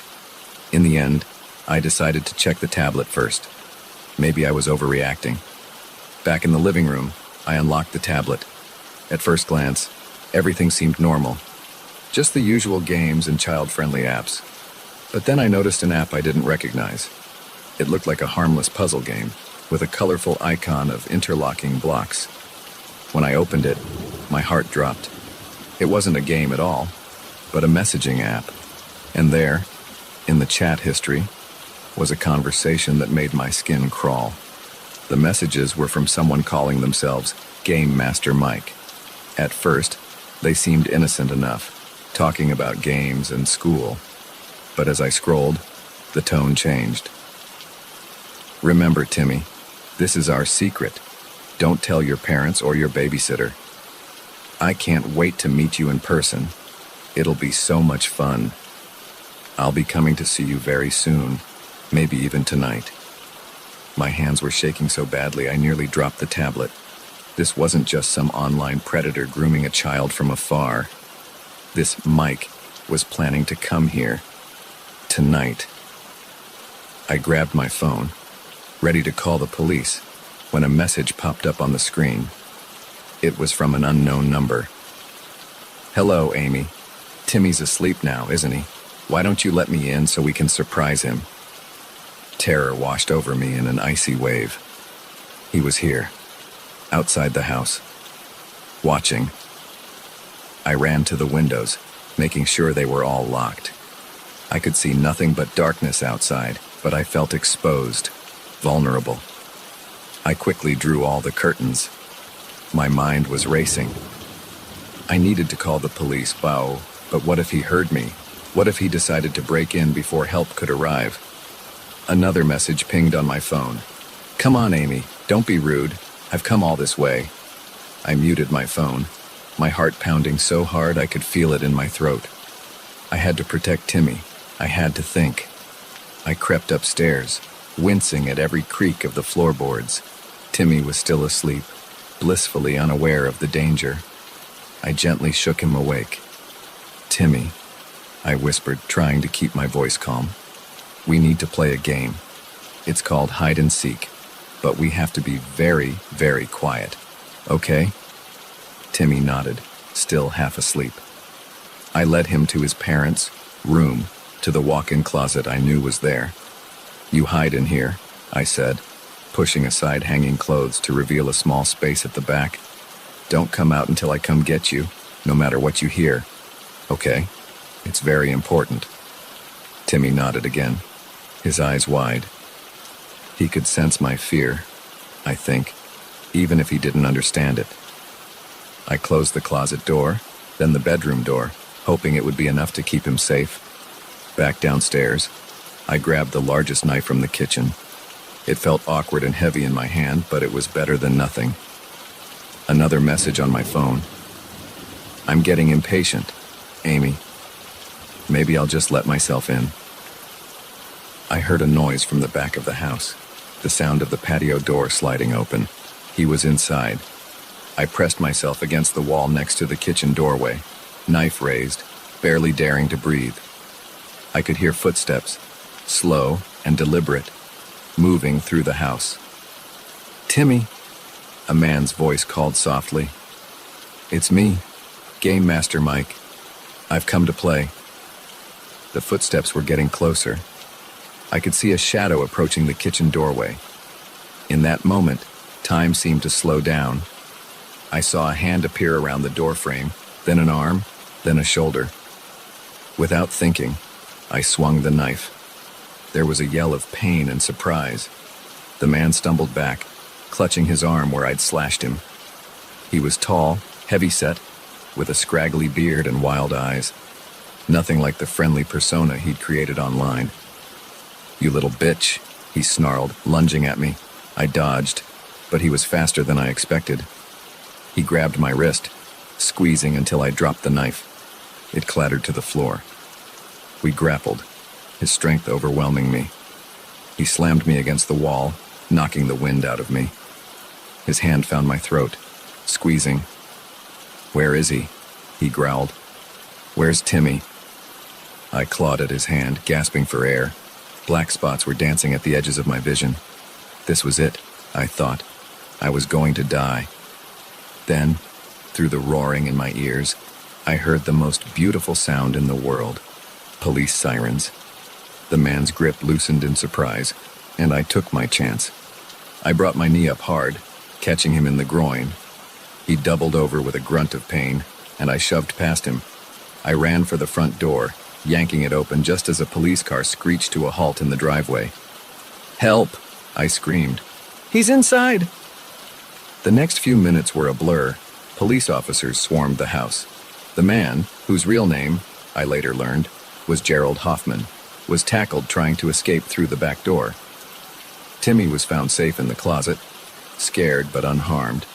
As I sat in the back of an ambulance answering a detective's questions, I watched them lead Hoffman away in handcuffs. He caught my eye as they put him in the police car, and the look he gave me was pure hatred.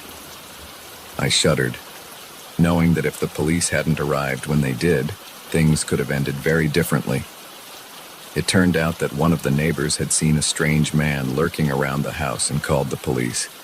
I've never been so grateful for nosy neighbors in my life. The Johnsons arrived home to a scene of chaos, police cars, an ambulance, their house a crime scene.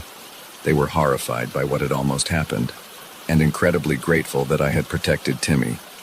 In the days that followed, as the story hit the local news, I was hailed as a hero, but I didn't feel like one.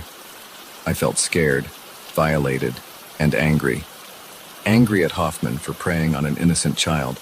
Angry at myself for not realizing sooner what was happening. Angry at the world for being a place where such monsters exist. I don't babysit anymore. The trauma of that night left scars that are still healing. But I did start volunteering for an organization that teaches kids about online safety. If I can prevent even one child from going through what Timmy almost did, maybe some good can come from that terrifying night. Every time I pass the Johnsons' house, I remember the fear, the adrenaline, the moment I thought it was all over. But I also remember that I survived, that I protected Timmy. And I know that no matter how dark the world can be, there's always hope as long as there are people willing to stand up to the darkness.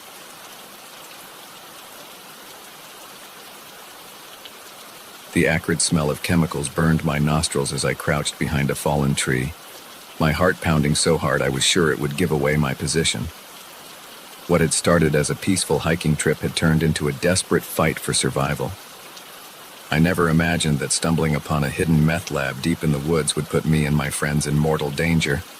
But here we were, being hunted like animals in a forest that had suddenly become our prison. My name's Alex, and I've always loved the outdoors. So when my friends Jake and Sarah suggested a weekend hiking trip in the Ozarks, I jumped at the chance. We were all experienced hikers, confident in our ability to handle whatever nature threw our way. But nature, as it turned out, wasn't the threat we needed to worry about. We set out early Friday morning, the air crisp and filled with the promise of adventure. The trail we'd chosen was off the beaten path, recommended by a local guide as a challenging but rewarding trek. For the first day and a half, it was exactly that. We navigated steep inclines, crossed babbling streams, and marveled at the lush canopy above us. It was late Saturday afternoon when things took a turn. We had veered slightly off the marked trail, following what looked like a game path in search of a good spot to set up camp for the night. "Guys, do you smell that?" Sarah asked, wrinkling her nose. I sniffed the air. There was definitely an odd odor, sharp and chemical. It reminded me of the time I'd accidentally left a can of paint thinner open in my garage. "Maybe there's a factory nearby?" Jake suggested, but he sounded uncertain. We should have turned back then. But curiosity got the better of us. We pressed on, following the strengthening scent. As we pushed through a dense thicket, the trees suddenly opened up into a small clearing. What we saw made us freeze in our tracks. In the middle of the clearing stood a dilapidated cabin. But it wasn't the building that caught our attention. It was the collection of equipment scattered around it.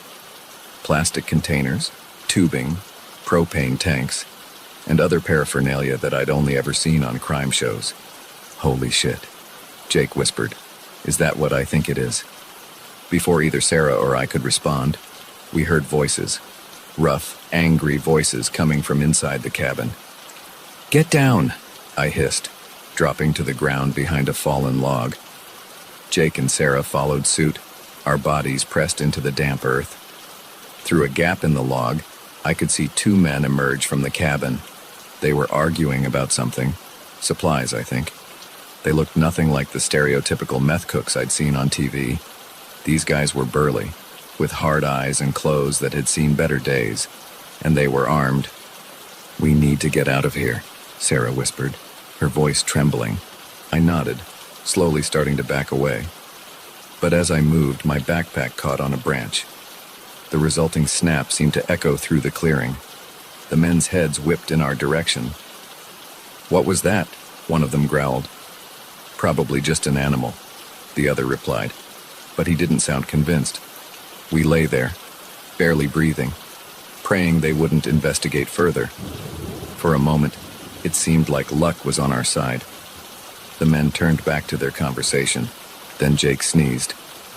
It wasn't loud, but in the tense silence, it might as well have been a gunshot. "There's someone out there," one of the men shouted. We didn't wait to see what would happen next. We scrambled to our feet and ran, crashing through the underbrush with no regard for stealth. Behind us, I could hear shouts and the sound of pursuit. "Split up!" I yelled to Jake and Sarah. "Meet back at the car if you can." It was a risky move, but I hoped it would confuse our pursuers. I veered left, while Jake and Sarah went right. I ran like I'd never run before, branches whipping at my face, roots threatening to trip me with every step. My lungs burned and my legs felt like lead, but fear kept me going. I could hear someone behind me, gaining ground. I risked a glance over my shoulder and saw one of the men, his face twisted with rage, not 20 yards behind me. In my moment of distraction, my foot caught on a root. I went down hard, tumbling down a small incline. Pain shot through my ankle as I tried to get up. "Got you now, you little bastard," the man snarled, emerging from the trees above me. In desperation, I grabbed a handful of dirt and leaves and threw it at his face. He cursed, momentarily blinded, and I used that moment to stumble to my feet and keep running. The pain in my ankle was excruciating, but adrenaline pushed me forward. I had no idea where I was going, no plan beyond getaway. As I ran, the forest seemed to close in around me. The trees were denser here, the undergrowth thicker. It was getting darker too, the sun setting behind the mountains. I don't know how long I ran. It could have been minutes or hours. Every sound made me flinch. Was it my pursuer, or just the natural noises of the forest? Finally, when I felt I couldn't take another step, I saw it, a small cave, half hidden by a curtain of vines. Without hesitation, I dove inside. The cave was shallow, more of an overhang really, but it was enough. I pressed myself against the back wall, trying to quiet my ragged breathing. Outside, I could hear movement. Heavy footsteps, branches snapping. He was close. "I know you're around here somewhere," the man called out.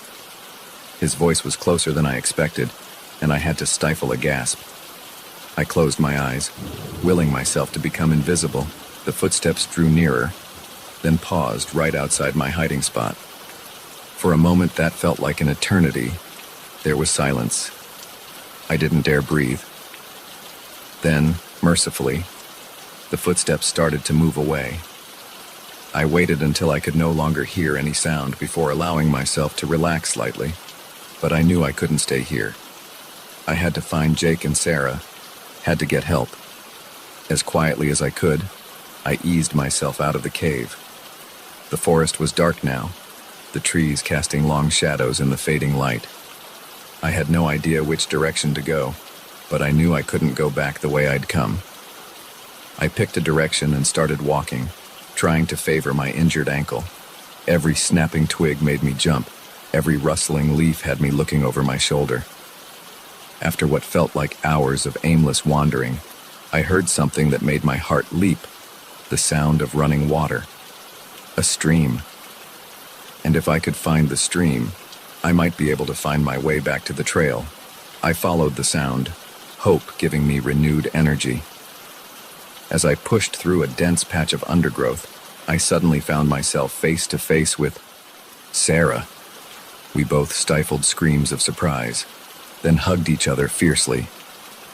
"Oh my God, Alex," Sarah whispered. I didn't know if..." "I'm okay," I assured her, though okay was a relative term at this point. "Have you seen Jake?" She shook her head, tears in her eyes. "We got separated.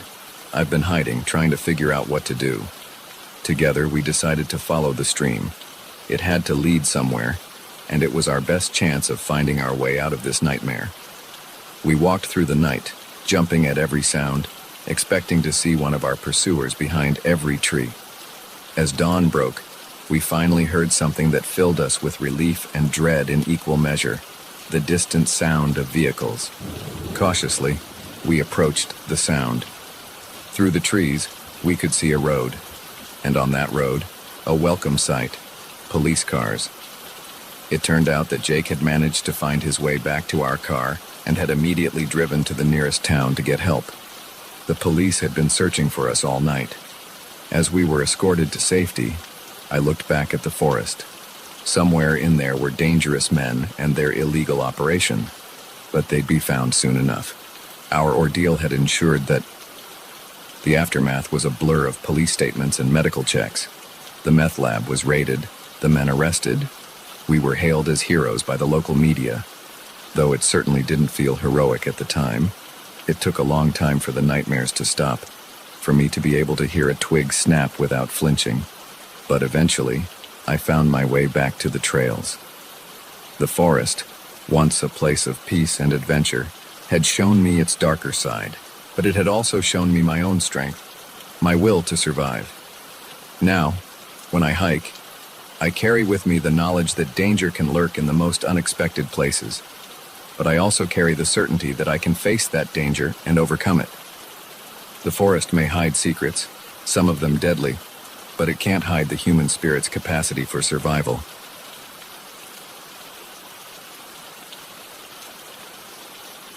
The golden light of sunset painted the forest in warm hues, but a chill ran down my spine that had nothing to do with the dropping temperature. As I peered through my camera's viewfinder, I caught a glimpse of something that shouldn't be there, a pair of gleaming eyes watching me from the shadows. In that moment, I realized I had become the prey, and the hunter was unlike anything I had ever encountered before. My name is Jack, and I'm a wildlife photographer. I've spent years tracking and photographing some of the most elusive creatures on the planet, from the snow leopards of the Himalayas to the jaguars of the Amazon. I thought I'd seen it all, but nothing could have prepared me for what I was about to face in the remote wilderness of the Pacific Northwest. I'd come to this particular stretch of old-growth forest following rumors of an undocumented species. Local tribes spoke of a creature that walked on two legs but was covered in fur, with eyes that glowed in the dark. Most dismissed it as folklore, but I've learned over the years that legends often have a kernel of truth. For days, I'd been setting up camera traps and staking out promising locations. I'd seen nothing but the usual wildlife: deer, elk, the occasional black bear. But as the sun began to set on my 5th day in the forest, everything changed. I was perched in a tree blind, my camera ready, watching a small clearing where I'd noticed unusual tracks earlier. The light was fading fast, and I was considering packing up for the night when I heard it. A low, guttural growl that seemed to come from everywhere and nowhere at once. My heart rate spiked, but years of experience kept me still. I raised my camera, scanning the tree line through my telephoto lens. That's when I saw them, two eyes reflecting the last rays of sunlight, set in a face that was almost but not quite human. I snapped a series of shots instinctively, the camera's shutter sounding unnaturally loud in the hushed forest. As soon as I lowered the camera, the eyes were gone, but I could still feel its presence, watching, waiting. With trembling hands, I checked the photos I'd just taken. Most were blurry, useless, but one, the last one, was crystal clear. What I saw made my blood run cold. The face was ape-like, but with an intelligence in its eyes that was undeniably sentient. This was no known animal. This was something else entirely. As darkness fell, I knew I had to get out of there. Whatever this creature was, it was clearly aware of me, and I didn't want to find out if it was as curious about me as I was about it. I began to pack up my gear as quietly as possible, all too aware of the rustling sounds coming from the underbrush around me. Just as I was about to descend from my perch, a blood-curdling screech pierced the night. It was close, too close. I froze, one hand on the tree trunk, the other clutching my camera bag. The forest had gone deathly quiet, as if every living thing was holding its breath. Then I heard it, the sound of something large moving through the forest, heading straight for my tree. Panic surged through me. I'd dealt with charging elephants and stalking tigers, but always from a safe distance or with guides nearby. Here, I was alone, and whatever was coming was unlike anything in my experience. I scrambled down the tree, no longer caring about stealth. As soon as my feet hit the ground, I ran. I had no plan, no direction in mind. Pure instinct drove me forward, crashing through undergrowth, leaping over fallen logs. Behind me, I could hear it pursuing. The creature moved with an eerie silence, broken only by the occasional snap of a branch or rustle of leaves. It was toying with me, I realized with growing horror. It could have caught me at any time, but it was drawing out the chase. My lungs burned, and my legs felt like lead, but terror kept me moving. In the darkness, I could barely see where I was going. Branches whipped at my face. Roots threatened to trip me with every step. But I didn't dare slow down. Suddenly, the ground disappeared from beneath my feet. I plunged forward, tumbling down a steep embankment. Pain shot through my body as I rolled, unable to stop my descent. When I finally came to a stop, I lay there for a moment, dazed and winded. The sound of rushing water filled my ears. I had landed near a river. As I struggled to my feet, wincing at the pain in my ankle, an idea struck me. The creature, whatever it was, seemed to rely heavily on scent. If I could cross the river, I might be able to throw it off my trail. I limped towards the sound of water, my eyes slowly adjusting to the darkness. The river loomed before me, a black ribbon cutting through the forest. It was wide and fast-moving, far more dangerous than I had hoped. But I could hear movement in the forest behind me. I was out of options. Taking a deep breath, I waded in. The icy water took my breath away, but I pushed forward. The current tugged at my legs, threatening to sweep me away. By the time I reached the middle, the water was up to my chest. My camera bag felt like it weighed a ton, dragging me down. Just as I thought I wouldn't make it, my feet found purchase on the other side. I dragged myself onto the bank, soaked and shivering. But I couldn't rest yet. I had to put more distance between myself and whatever was chasing me. I stumbled through the forest, my wet clothes clinging to me, my teeth chattering. Every shadow seemed to hide a threat, every sound a potential pursuer. But gradually, I realized I couldn't hear anything following me anymore. As the adrenaline began to wear off, exhaustion set in. I needed to find shelter, to rest, and try to figure out where I was. In the dim pre-dawn light, I spotted a large, hollow log. It wasn't ideal, but it would have to do. I crawled inside, curling up as best I could. As I lay there, shivering and aching, I thought about the photos in my camera. If I had managed to capture what I thought I had, it would change everything. But at what cost? Was any discovery worth this terror? I must have dozed off because the next thing I knew, sunlight was streaming through the gaps in the log.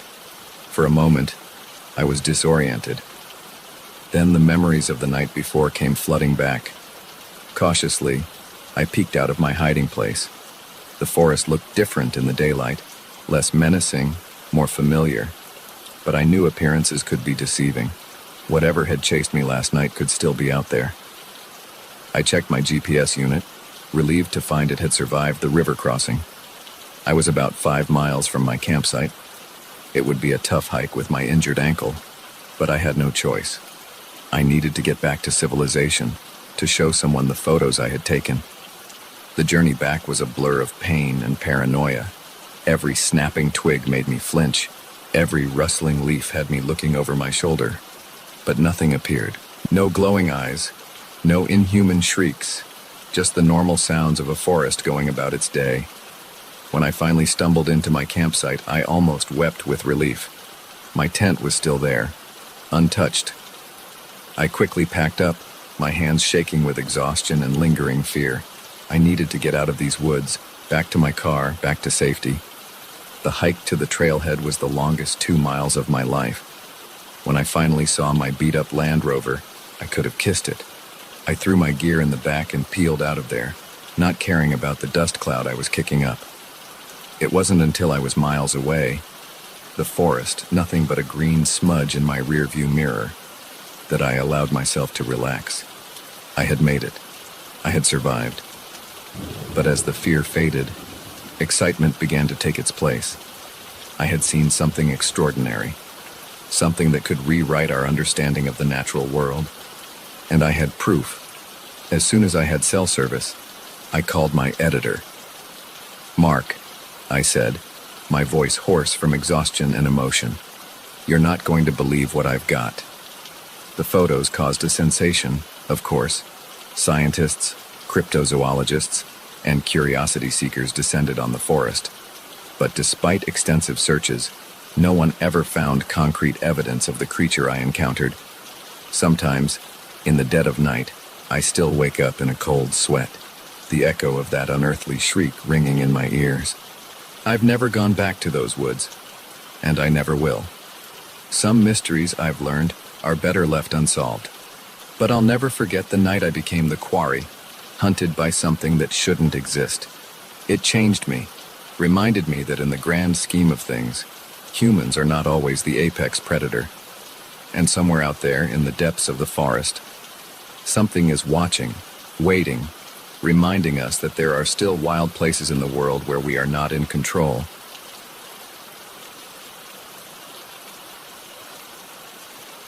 The first scratch in the wall was so faint I almost missed it. But as I traced my fingers over the rough surface, a chill ran down my spine. Something was in the walls of this old cabin, something alive and moving. And as the sun began to set, casting long shadows across the room, I realized with growing horror that I was trapped here with whatever it was. My name's Daniel, and I've always been a bit of a loner. So when I inherited my great-uncle's cabin in the woods, it seemed like the perfect opportunity for some peace and quiet. I'd been feeling burnt out from my job in the city, and the idea of spending a few weeks surrounded by nature was incredibly appealing. The cabin was exactly as I remembered it from childhood visits, a small rustic structure nestled in a clearing, miles from the nearest neighbor. As I pulled up in my rental car, a wave of nostalgia washed over me. I could almost smell Great-Uncle Frank's pipe tobacco and hear his deep, rumbling laugh. The first few days were blissful. I hiked during the day, marveling at the lush forest and the crystal-clear streams. In the evenings, I'd sit on the porch with a book, listening to the chorus of crickets and watching the fireflies dance in the gathering darkness. It was on the 4th night that I first heard it, a soft scratching sound coming from inside the walls. At first, I dismissed it as mice. The cabin was old, after all, and it wasn't surprising that some critters might have made their home in it. But as I lay in bed that night, the scratching grew louder, more insistent. It seemed to be moving, traveling from one wall to another. This was no mouse. The next morning, I examined the walls carefully. That's when I found the first scratch marks. Long, deep gouges in the wooden panels. They were too big to be from any rodent I knew of. I tried to rationalize it. Maybe it was a raccoon that had somehow gotten into the walls. But deep down, I knew that didn't fit. The scratches were too deliberate, too purposeful. As the day wore on, I found myself jumping at every creak and groan of the old cabin. The scratching had stopped, but the silence felt oppressive, like the calm before a storm. That night, I couldn't sleep. I lay in bed, every nerve on high alert, waiting for the sound to start again. When it did, it was different.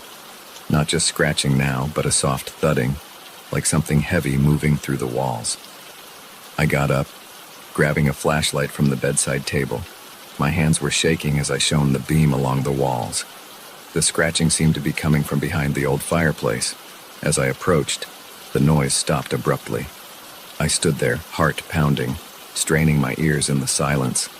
Then I heard it, a sound that made my blood run cold, a low, guttural growl coming from inside the wall. I stumbled back, nearly dropping the flashlight. This was no animal, at least, no animal I'd ever encountered. I spent the rest of the night huddled on the couch, jumping at every sound. As soon as the first light of dawn broke, I was in my car, driving towards town. The local diner was just opening when I arrived. I must have looked a sight, pale, disheveled, with dark circles under my eyes.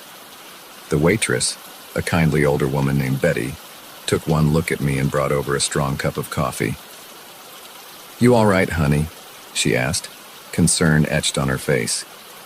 "You look like you've seen a ghost." I laughed nervously. "Not a ghost," I said.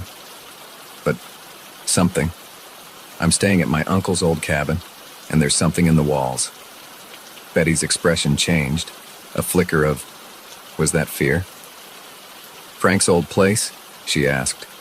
"Up on Willow Creek Road." I nodded, surprised. "You knew my uncle?"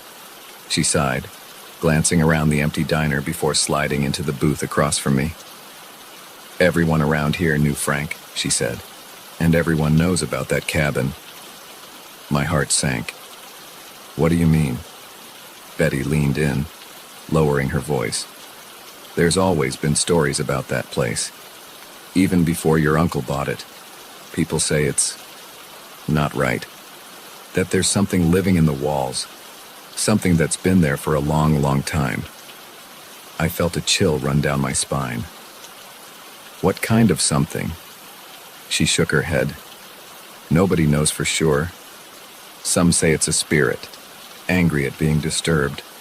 Others think it's some kind of creature, hibernating for years at a time. Your uncle, he never believed the stories. Said it was just superstition."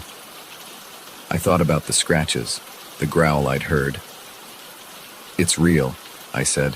"Whatever it is, it's real." Betty reached out, patting my hand. "Listen, honey, if I were you, I'd pack up and leave. Some things, it's better not to mess with." But I couldn't just leave. The cabin was mine now, my responsibility. And a part of me, the part that had always been drawn to mysteries and the unknown, wanted to know what was hiding in those walls. I spent the day in town, researching the cabin's history and buying supplies, including a sturdy axe. As the sun began to set, I steeled myself and drove back up to the cabin. The scratching started as soon as night fell, but this time, I was prepared, or so I thought. I approached the wall where the sound was loudest, axe in hand. With a deep breath, I swung, the blade biting into the old wood. The scratching stopped abruptly. For a moment, there was complete silence. Then, a roar that shook the very foundations of the cabin. The wall in front of me bulged outward. wood splintering. I stumbled back, raising the axe defensively. But I wasn't prepared for what emerged. It was like nothing I'd ever seen before. Vaguely humanoid, but covered in thick, matted fur. Its eyes glowed in the dim light, fixed on me with an intelligence that was terrifyingly unnatural. For a moment, we stared at each other, frozen in mutual shock. Then it lunged. I swung the axe wildly, feeling it connect with something solid. The creature howled, a sound of pain and rage that sent me scrambling towards the door, but it was faster. A clawed hand grabbed my ankle, pulling me down. I kicked out, my foot connecting with its face. It let go, and I scrambled to my feet, running for the car. I could hear it behind me, its heavy breathing and the thud of its footsteps spurring me on. I reached the car, fumbling with the keys. Just as I got the door open, it slammed into me from behind. We went down in a tangle of limbs, rolling across the forest floor. Its face was inches from mine, hot breath reeking of decay. I could see my terrified reflection in its glowing eyes. In desperation, I grabbed a rock from the ground and smashed it against the creature's head. It reared back, momentarily stunned.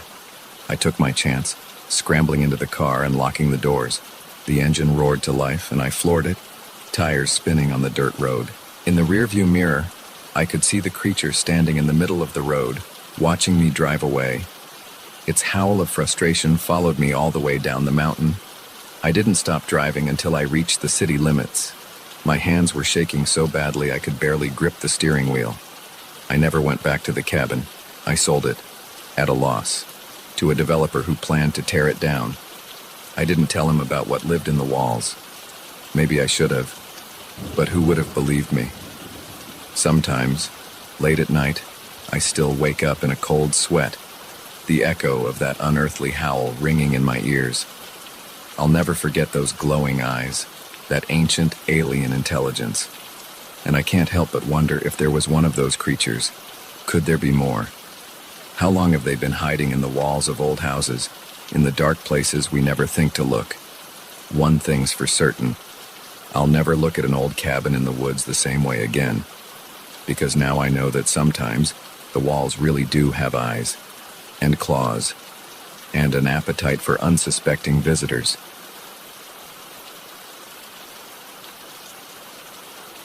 The neon sign flickered ominously as I pulled into the parking lot of the Starlight Motel. Little did I know that checking in for the night would be the beginning of a nightmare that would haunt me for years to come. Sometimes, the most terrifying monsters aren't supernatural beings, but the seemingly ordinary people we encounter in our daily lives. My name's Sarah, and I've always been a bit of a restless soul. I was on a cross-country road trip, trying to find myself or whatever it is that people say they're doing when they don't know what to do with their lives. It was late, I was exhausted, and the Starlight Motel was the first place I'd seen in miles that looked like it might have a vacant room.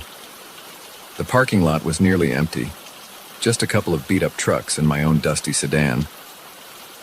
As I killed the engine, I noticed a curtain twitching in the office window. Someone had been watching me pull in. The office bell jangled as I pushed open the door. Behind the counter stood a man who looked like he'd been carved from granite, all hard angles and cold eyes.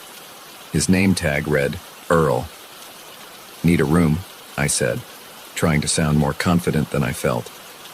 Earl's eyes roamed over me in a way that made my skin crawl. "Just you?" he asked, his voice raspy like he'd swallowed gravel. I nodded, suddenly wishing I wasn't alone. Got a single on the end. $30, cash only. As I counted out the bills, I could feel Earl's eyes on me.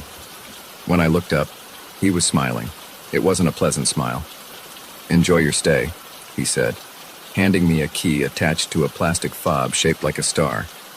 My room was at the far end of the motel, away from the office and the other occupied rooms.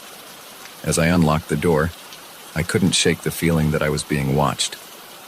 The room was about what you'd expect for $30 a night: a sagging double bed, a TV that looked older than me, and a bathroom that had seen better days.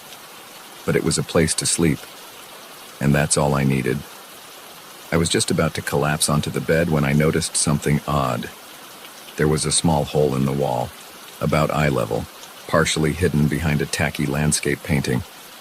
I peered closer. It looked like it went right through to the next room. A chill ran down my spine. I quickly covered the hole with the painting, trying to convince myself it was just damage from a previous guest. Sleep didn't come easily that night. Every creak and groan of the old building had me on edge, and I couldn't shake the feeling that there were eyes on me, even though I'd covered the hole. I must have dozed off eventually because I woke with a start in the early hours of the morning. Something had woken me, but I wasn't sure what. Then I heard it, a soft scratching sound coming from the wall. My heart began to race. I lay there, hardly daring to breathe, straining my ears in the darkness. The scratching continued, sometimes stopping for a few seconds before starting again. Suddenly, a shaft of light appeared on the wall. The painting was moving. I watched, paralyzed with fear, as the painting slowly shifted to one side. The hole in the wall was exposed, and pressed against it was an eye. I must have made a sound, a gasp or a whimper, because the eye suddenly widened, then disappeared. I heard hurried footsteps moving away. That got me moving. I leapt out of bed, throwing on my clothes and shoving my belongings into my bag. I had to get out of there. As I burst out of my room, I nearly collided with someone. It was Earl, standing right outside my door. "Everything all right, miss?" he asked, his voice far too calm for someone who'd just been caught peeping. "I'm leaving," I said, trying to keep my voice steady. "Now." Earl's face hardened. "Now. Don't be hasty. It's the middle of the night. Not safe for a young woman to be driving alone." He took a step towards me, and I noticed for the first time how big he was, how he seemed to block out the light from the parking lot. "Stay away from me," I warned, fumbling in my bag for my car keys. That's when I saw the glint of metal in his hand. A knife. "Can't let you leave, miss," Earl said, his voice almost regretful. "You've seen too much." I didn't think, I just reacted. I swung my bag at his face with all my strength. He staggered back, momentarily stunned, and I ran. I could hear him behind me, his heavy footsteps pounding on the concrete. I reached my car, my hand shaking so badly I could barely get the key in the lock. Just as I wrenched the door open, a hand grabbed my shoulder, spinning me around. Earl loomed over me, his face twisted with rage. "You shouldn't have done that," he growled. I saw the knife coming towards me, and I did the only thing I could think of. I brought my knee up hard, right between his legs. Earl doubled over with a grunt of pain, the knife clattering to the ground. I shoved him as hard as I could, sending him sprawling, and dove into my car.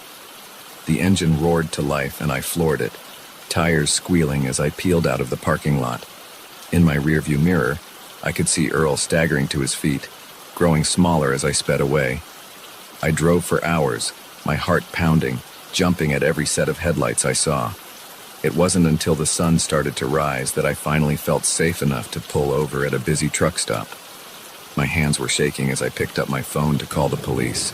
I told them everything, about the hole in the wall, Earl's behavior, the knife. They took my statement and assured me they'd investigate. As it turned out, I wasn't the first person to have a terrifying experience at the Starlight Motel. The police investigation uncovered a history of missing persons cases linked to the motel going back years. They found evidence that Earl had been spying on guests through holes in the walls, choosing his victims carefully. Those he thought wouldn't be missed: solo travelers, runaways, people down on their luck. In the end, they arrested Earl and his wife, who had been his accomplice. The full extent of their crimes was never made public, but the rumors were horrifying. I gave more statements, testified at the trial. It was a long and draining process, but I was determined to see justice done, not just for me, but for all of Earl's victims who couldn't speak for themselves. It's been years since that night at the Starlight Motel, but I still have nightmares sometimes. I see Earl's cold eyes, feel the terror of being hunted. I can't stay in motels anymore. The sight of those identical doors, those neon vacancy signs, it all brings it rushing back. But I've grown stronger too. I've learned to trust my instincts, to listen to that little voice that says something isn't right. And I've learned that sometimes the most ordinary-looking places and people can hide the darkest secrets.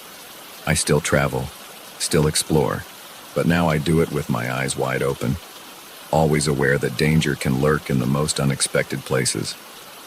And every time I pass a rundown motel on a lonely stretch of highway, I say a silent prayer for those who might be trapped inside, fighting battles that no one knows about.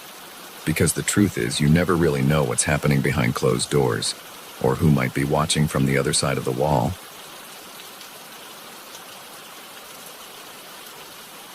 The moment I saw the ornate mask, something deep within me screamed danger.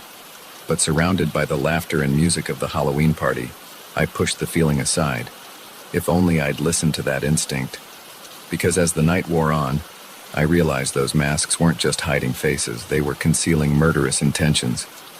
My name's Alex, and I've always loved Halloween, the costumes, the atmosphere, the way reality seems to bend just a little on that one magical night. So when my friend Jen invited me to an exclusive Halloween bash at some rich guy's mansion, I jumped at the chance. It's going to be epic, Jen had gushed over the phone. This guy goes all out. And get this, it's a masquerade theme.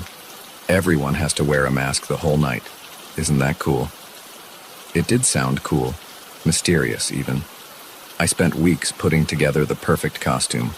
A steampunk-inspired outfit complete with a bronze and leather mask that covered the top half of my face. The night of the party, Jen picked me up in her beat-up Corolla. As we drove out of the city, the houses got bigger and farther apart. Finally, we turned down a long, tree-lined driveway. Holy shit, I breathed as the mansion came into view. It was massive, all Gothic spires and gargoyles, like something out of a horror movie. Jack-o'-lanterns lined the steps, their flickering light casting eerie shadows. Told you it was epic, Jen grinned, adjusting her feathered mask. Inside, the party was already in full swing. The foyer was packed with people in elaborate costumes, all wearing masks that ranged from simple dominoes to intricate full-face creations. Music pulsed from hidden speakers, and waiters in skeleton makeup circulated with trays of drinks and hors d'oeuvres. Wow, I said, taking it all in. Who did you say was throwing this party again? Jen shrugged. Friend of a friend. Come on, let's get a drink. We made our way to the bar, squeezing past a group of people in animal masks. As the bartender mixed our drinks, I felt a prickle on the back of my neck. I turned to see a tall figure in a red cloak and a white, beaked mask, like something a plague doctor would wear, staring at me. At least I thought they were staring. It was hard to tell with the mask. Creepy costume, I muttered to Jen. She followed my gaze. Oh yeah, I've seen a few of those around. I think they're part of the staff or something. Really adds to the atmosphere, right? I nodded, but couldn't shake the uneasy feeling. As the night went on, I started to notice more of the red-cloaked figures. They never spoke, never danced. They just watched. Every time I spotted one, that feeling of unease grew stronger. I was just about to suggest to Jen that we leave when the music suddenly cut out. The crowd fell silent as a man in an ornate golden mask stepped onto a small stage at one end of the room. Welcome, honored guests, he said, his voice smooth and cultured. I hope you're enjoying the festivities, but now it's time for the main event. A murmur ran through the crowd. This hadn't been mentioned on the invitation. As you may have noticed, the man continued. Some of our guests are wearing rather special masks. He gestured to one of the red-cloaked figures. These individuals have been chosen for a very important role in tonight's entertainment. The man clapped his hands, and suddenly the red-cloaked figures were moving. They converged on the crowd, grabbing people seemingly at random. I watched in horror as they dragged struggling partygoers towards the exits. What the hell? Jen gasped beside me. Before I could respond, I felt a hand clamp down on my arm. I turned to see one of the red-cloaked figures looming over me. No! I yelled, trying to pull away. But their grip was like iron. All around, chaos had erupted. People were screaming, running, trying to fight off the masked assailants. But there were too many of them, and they moved with a cold efficiency that spoke of planning and practice. I lost sight of Jen in the mayhem. The figure in the red cloak was dragging me towards a door I hadn't noticed before, half hidden behind a tapestry. I fought every step of the way, but it was useless. As we neared the door, I heard the man in the golden mask speak again, his voice cutting through the panic. "Don't be afraid," he said, sounding almost amused. "Think of it as a game. A very high-stakes game of hide-and-seek. If you can evade our hunters until dawn, you win your freedom. If not, well, let's just say the consequences will be rather permanent." My blood ran cold as the implications of his words sank in. This wasn't a party. It was a hunt, and we were the prey. The red-cloaked figure shoved me through the door. I stumbled, nearly falling down a narrow flight of stairs. When I looked back, the door had already slammed shut. I was in some kind of cellar, dimly lit by flickering torches. Other partygoers were there too, all looking as terrified as I felt. Some were crying, others were pounding on the door we'd come through. "We have to get out of here," someone said, their voice shaking. "But how?" another responded. "They'll be guarding the exits." As if in answer, a section of the far wall ground open, revealing a dark passageway. "Your hunt begins now," the golden-masked man's voice echoed from hidden speakers. "You have until dawn. Good luck." For a moment, no one moved.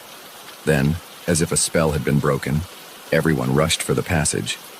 I hesitated, wondering if it was a trap, but what choice did I have? I plunged into the darkness, the sounds of panicked breathing and hurried footsteps all around me. The passage twisted and turned, sometimes splitting into multiple routes. I tried to keep track of where I was going, but it was hopeless. This place was a maze. After what felt like hours of wandering, I found myself in a large, circular room. Passages led off in all directions, and in the center stood a fountain, dry and covered in cobwebs. I wasn't alone. A handful of other partygoers were there, all looking as lost and scared as I felt. One of them, a guy in a wolf mask, was examining the fountain. "I think I've figured it out," he said as I approached. "This place, it's not just a basement, it's a whole network of tunnels and rooms, like a mini-city under the mansion." "But why?" a woman in a butterfly mask asked. "Why go to all this trouble?" Before anyone could answer, we heard it. Footsteps, coming from one of the passages, and with them, a sound that made my blood run cold, the soft metallic scrape of a blade being drawn. "Run!" someone yelled, and we scattered, each diving for a different passage. I ran blindly, my heart pounding in my ears. Behind me, I could hear screams echoing through the tunnels. I wanted to help, but the instinct for survival overrode everything else. I don't know how long I ran, or how many twists and turns I took. Eventually, I found myself in a small dead-end room. There was nowhere else to go. Panic threatened to overwhelm me, but I forced it down. I had to think. I looked around the room, desperate for anything that might help. That's when I noticed it. A small grate near the floor, just big enough for a person to squeeze through. I didn't hesitate. I pried the grate open and crawled inside. It was a tight fit, and the metal was cold against my skin. But I didn't care. Anything was better than being caught by those masked killers. I crawled through the duct for what felt like miles, every sound making me freeze in terror. Finally, I saw light ahead. I emerged into what looked like a garage, filled with expensive cars. And there, like a beacon of hope, was a door marked Exit. I ran for it, half expecting it to be locked. But it opened easily, and suddenly I was outside, the cool night air hitting my face. I didn't stop running until I reached the main road. Only then did I allow myself to collapse, gulping in great lungfuls of air. I had escaped. But as police sirens began to wail in the distance, I thought of all those still trapped in that underground maze. How many of them would see the dawn? The aftermath was a blur of police statements and news reports. The man behind it all, a wealthy recluse with a twisted sense of entertainment, was arrested. But many of his hunters were never caught. They never found Jen, or many of the others who went missing that night. The tunnels under the mansion went on for miles, they said. Some bodies might never be recovered. I still have nightmares about that night, about masks hiding inhuman eyes, about running through endless dark tunnels. But mostly, I dream about the ones I left behind, and I wonder, if I'd been braver, could I have saved them? Halloween isn't fun for me anymore, because now I know that sometimes the monsters aren't just people in costumes. Sometimes they're all too real, and sometimes they win.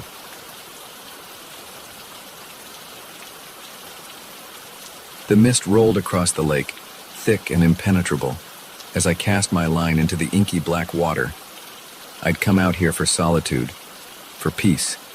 Instead, I found a nightmare floating in the fog, a ghost ship that would turn my quiet fishing trip into a fight for survival against an unspeakable evil. My name's Mike, and I've been fishing these waters since I was a kid. Lake Erie might not be the most glamorous of the Great Lakes, but it's always been my sanctuary. When life gets too hectic, too noisy, I come out here. Just me, my little fishing boat, and the vast expanse of water. That night started like any other. I'd pushed off from the dock just as the sun was setting, planning to do some night fishing. The weather report had mentioned fog rolling in, but I wasn't worried.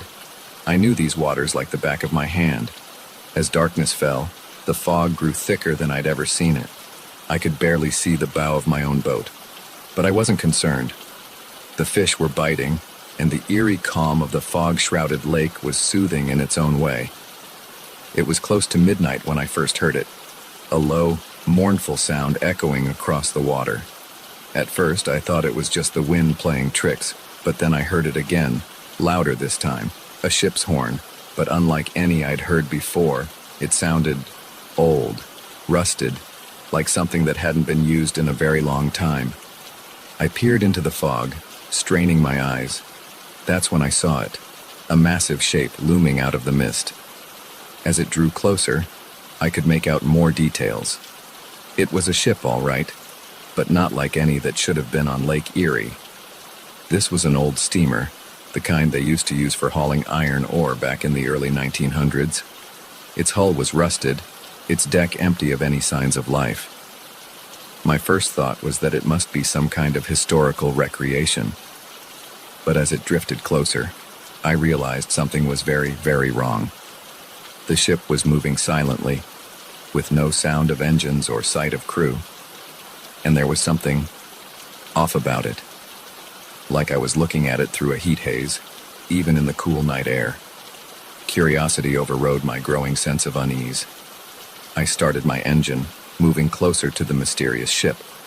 As I drew alongside, I could make out the name painted on the hull, Edmund Fitzgerald.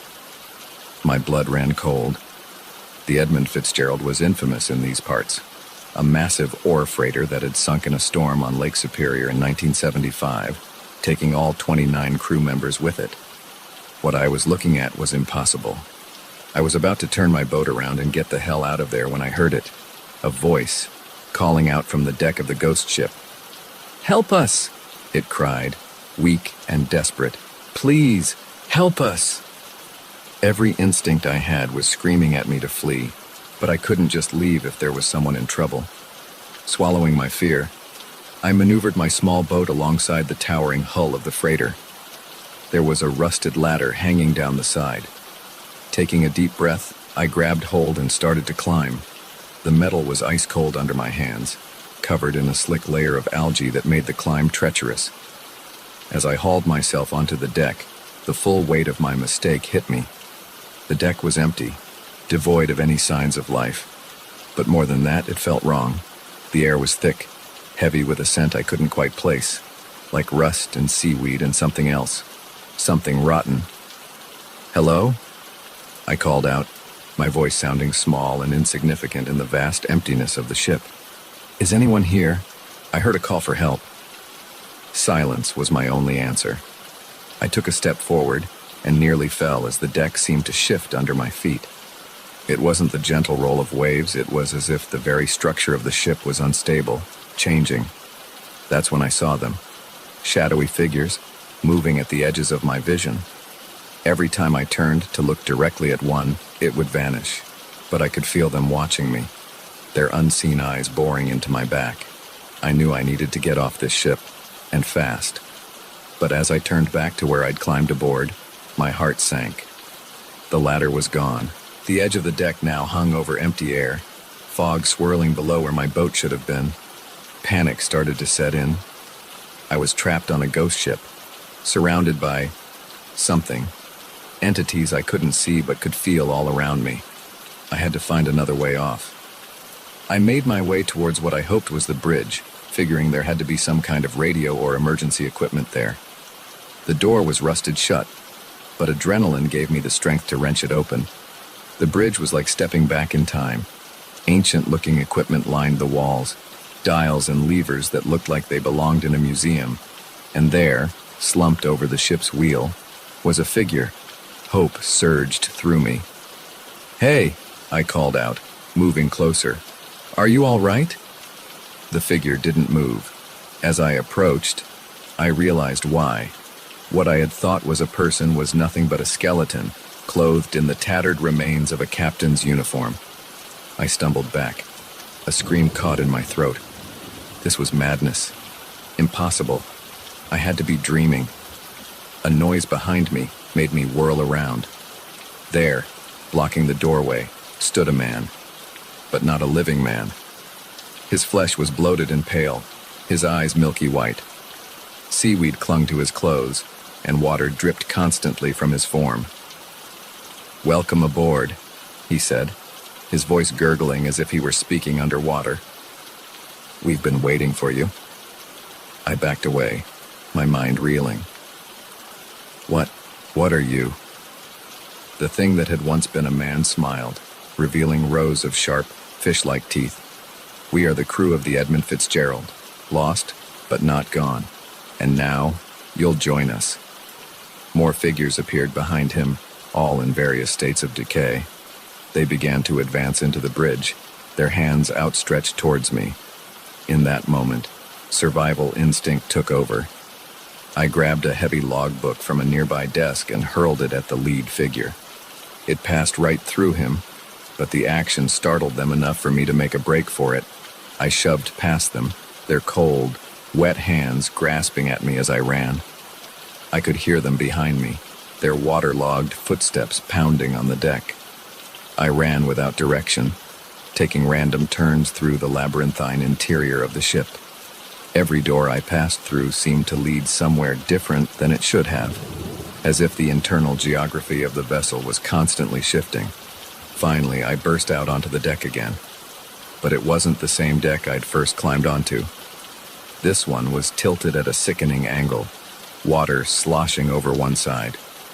With a jolt of horror, I realized the ship was sinking. The ghostly crew was still behind me, getting closer. In desperation, I ran for the railing and, without allowing myself time to think, I jumped. The shock of the cold water drove the air from my lungs. For a moment, I was sure I was going to drown. But then my survival training kicked in. I fought my way to the surface, gasping for air. The ghost ship was gone. There was nothing but fog all around me. I treaded water, trying to get my bearings. That's when I heard it, the distant sound of a motor. I shouted for help, my voice hoarse and desperate.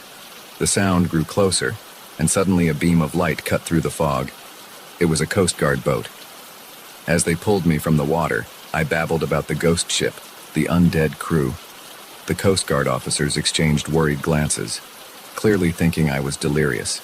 It wasn't until later, after I'd been checked out at a hospital and declared physically fine, that I learned the truth. There had been a rash of disappearances on the lake over the past few months, all on foggy nights, all in the same general area where I'd had my encounter. The official report ruled it mass hallucination, possibly caused by some kind of toxic algae bloom. But I know what I saw, what I experienced. I don't go out on Lake Erie anymore. Can't bring myself to set foot on a boat. But sometimes, on foggy nights, I find myself drawn to the shore. And as I stand there watching the mist roll in, I swear I can hear it. The low, mournful sound of the Edmund Fitzgerald's horn, calling out across the water, calling for new souls to join its damned crew. And I wonder, how many more will answer that call before the ghost ship is finally laid to rest?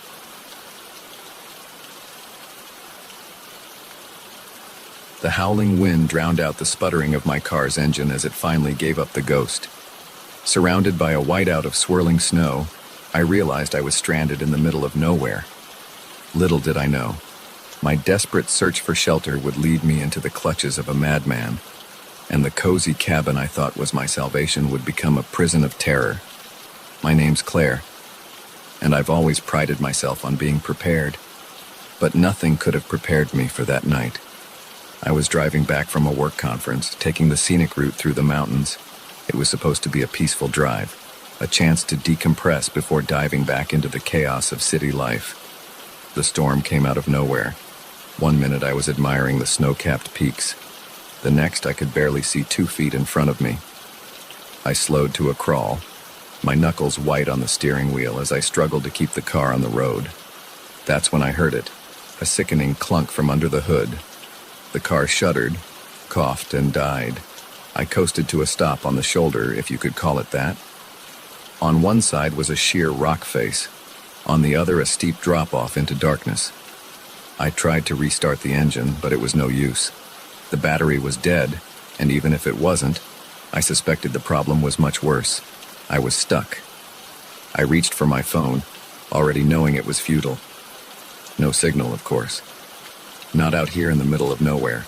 The temperature was dropping rapidly. I could see my breath fogging up the windshield. I knew I couldn't stay in the car. In weather like this, that was a death sentence. I had to find shelter. Grabbing my emergency kit, thank God I'd remembered to pack one, I stepped out into the storm. The wind hit me like a physical force, nearly knocking me off my feet.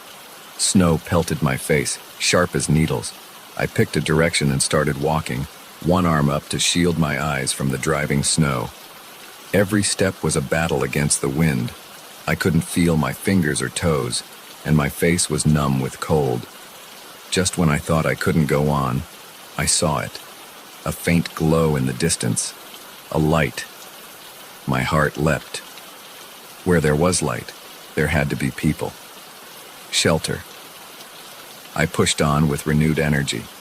As I got closer, I could make out the shape of a cabin. Smoke curled from the chimney, promising warmth and safety. I stumbled up to the door and pounded on it with frozen fists. "Hello!" I shouted, my voice nearly lost in the howling wind. "Please, I need help." For a long moment, there was nothing. Then I heard movement inside. The door creaked open, and I found myself face to face with a man. He was tall and lean, with a wild beard and eyes that seemed to glow in the lamplight. He looked at me with surprise, then concern. "Good Lord, miss," he said, his voice gravelly. "What are you doing out in this storm? Come in. Come in." I all but fell through the doorway, the sudden absence of wind making me stumble. The man caught me, his hands strong and sure. "Thank you," I gasped, shivering violently. "My car broke down. I didn't know what to do." "You poor thing," he said, leading me to a chair by the fireplace. "You're half frozen. Here, let me get you something warm to drink." As feeling slowly returned to my extremities, I took in my surroundings. The cabin was cozy, if a bit cluttered. Books and papers were strewn everywhere, and the walls were covered in maps and diagrams I couldn't make sense of. The man returned with a steaming mug. "It's just tea," he said, handing it to me, "but it'll warm you up." I took a grateful sip. "I'm Claire," I said. "Thank you so much for helping me. I don't know what I would have done if I hadn't found your cabin." He smiled, but it didn't quite reach his eyes. "Jack," he said, "and think nothing of it. I couldn't very well leave you out there to freeze, could I?" As we talked, I began to relax. Jack seemed nice enough, if a bit odd. He told me he was a researcher, studying weather patterns in the mountains. That explained all the maps and equipment I could see scattered around. "The storm's not likely to let up until morning," he said, glancing out the window. "You're welcome to stay here for the night. I'm afraid I don't have a guest room, but the couch is comfortable enough." I hesitated. Staying the night in a stranger's cabin wasn't ideal, but what choice did I have? "That's very kind of you," I said. "If you're sure it's no trouble." "No trouble at all," Jack said, that strange smile back on his face. As the night wore on, my unease grew. There was something off about Jack, something I couldn't quite put my finger on. The way his eyes would linger on me when he thought I wasn't looking. The way he'd sometimes pause mid-sentence as if listening for something. I tried to shake it off. He'd saved my life, after all. I was just being paranoid. It wasn't until I got up to use the bathroom that I realized how wrong I was. As I walked down the narrow hallway, I noticed a door that was slightly ajar. I wouldn't have thought anything of it, except I heard a sound coming from inside. A muffled thump, like someone moving around. My curiosity got the better of me. I pushed the door open a little wider and peered inside. What I saw made my blood run cold. The room was some kind of workshop, filled with strange equipment and jars of unidentifiable substances. But that wasn't what caught my attention. There, strapped to a table in the center of the room, was a person. They were gagged and bound, their eyes wide with terror as they struggled against their restraints. I must have made a sound, because suddenly Jack was there, his hand clamping down on my shoulder. Now, he said, his voice eerily calm. "You shouldn't go poking around in other people's business, Claire." I tried to run, but his grip was like iron. He dragged me into the room, ignoring my struggles. "I really wish you hadn't seen this," he said, forcing me into a chair. Things could have been so much simpler. As he tied me up, he kept talking, his voice taking on a manic edge. "You don't understand. None of you understand. The storms, they're not natural.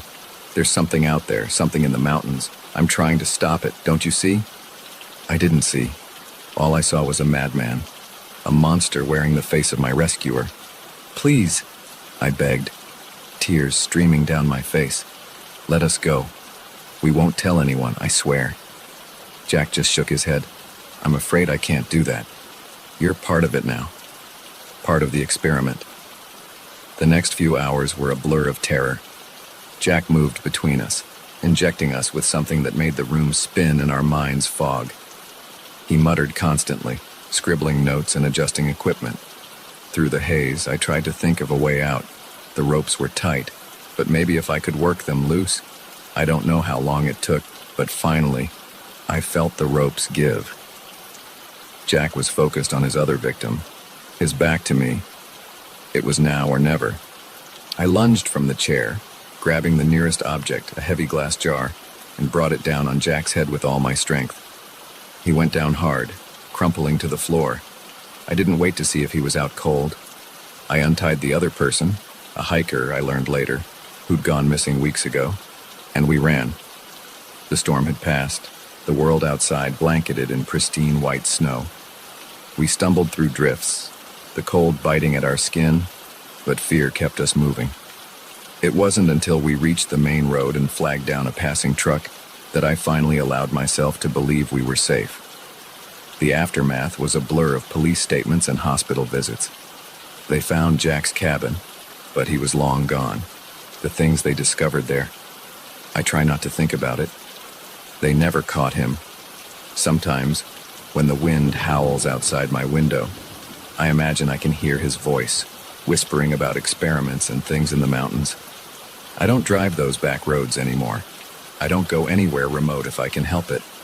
Because now I know that sometimes, the real monsters aren't in the storm outside.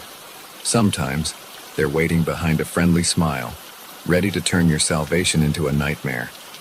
And in those moments when you're most vulnerable, most in need of help, that's when they strike. So be careful who you trust in the dark and the cold. You never know what's really waiting behind that cabin door.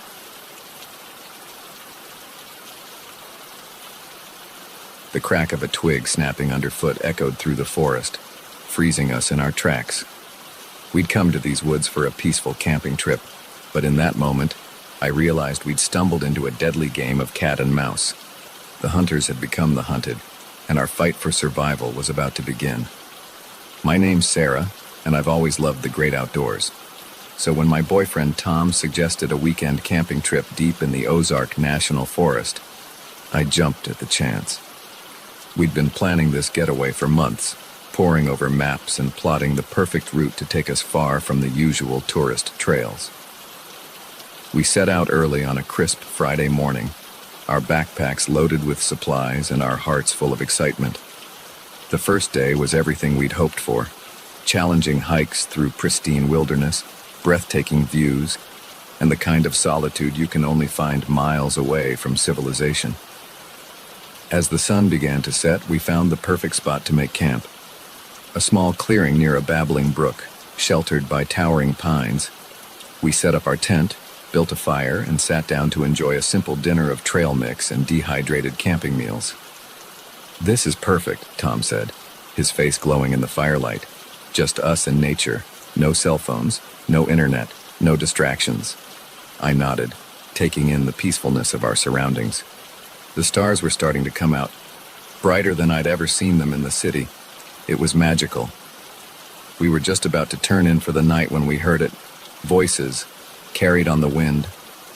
At first, I thought it might be other campers, but something about the tone made the hair on the back of my neck stand up. Tom must have sensed it too. "Stay here," he whispered, grabbing our flashlight. "I'm going to check it out." I wanted to protest, to tell him we should both go or neither of us should, but before I could say anything, he disappeared into the darkness. Minutes ticked by, each one feeling like an eternity.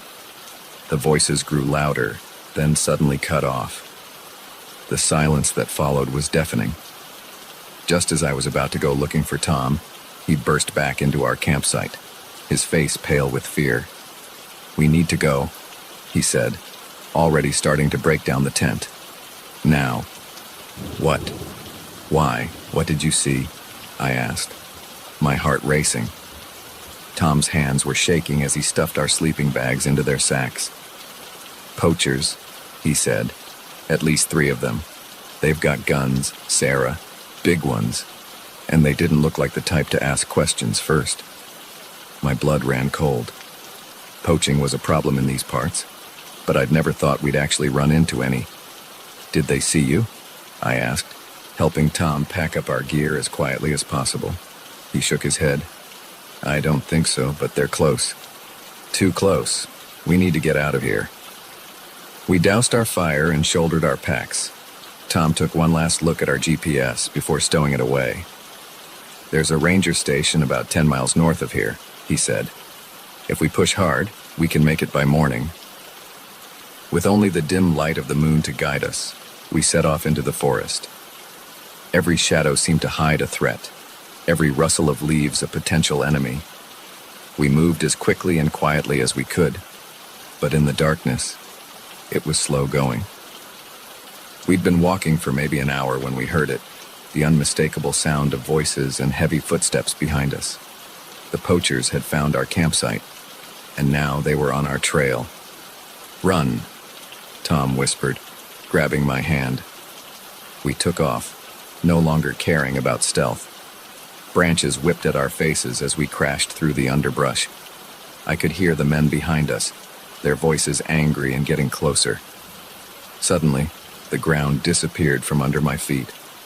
Tom and I tumbled down a steep embankment, landing hard at the bottom. Pain shot through my ankle as I tried to stand.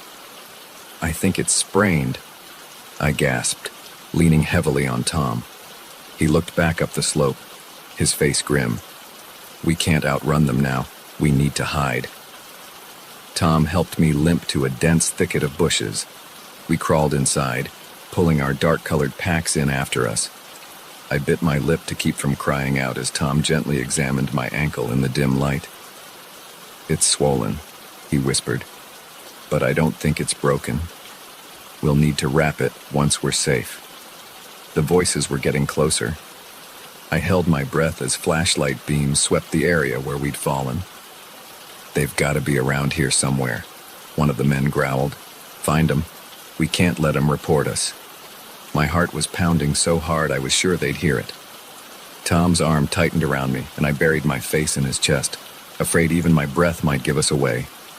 The poachers searched for what felt like hours, their lights probing every shadow, their voices growing more frustrated by the minute. Finally, they moved on, the sound of their footsteps fading into the distance. We waited until we couldn't hear them at all before daring to move. Tom helped me out of the thicket, his face etched with worry in the pre-dawn light. "We need to keep moving," he said. "They'll be back once the sun's up." Using a branch as a makeshift crutch, I hobbled along as Tom led the way. We stuck to the densest parts of the forest, using every bit of cover we could find. Every snapping twig, every bird call made us freeze, certain we were about to be discovered. As the sun rose, painting the forest in shades of gold and green, we heard the poachers again. They were spread out now, sweeping the area in a systematic search. We were running out of places to hide. "There," Tom whispered, pointing to a rocky outcropping ahead. "If we can make it up there, we might be able to see the ranger station." It was a difficult climb, made worse by my injured ankle. Tom practically carried me the last few yards. But when we reached the top, the view took my breath away. Miles of unbroken forest stretched out before us, and there, in the distance, was a plume of smoke rising above the trees. "That has to be it," I said, hope surging through me for the first time since this nightmare began. But our elation was short-lived. A shout from below told us we'd been spotted. The poachers were coming, and we were trapped. "We'll have to climb down the other side," Tom said, his voice tight with tension. "It's steep, but it's our only chance." The descent was terrifying. Loose rocks slid under our feet, and more than once I thought we were going to fall. But somehow, we made it to the bottom. We could hear the poachers cursing as they tried to follow us down. It bought us precious time, but we knew it wouldn't be long before they caught up. The ranger station seemed to get no closer no matter how fast we moved. My ankle was on fire, each step sending jolts of pain up my leg. But the sound of pursuit kept me going. We burst out of the tree line into a small clearing.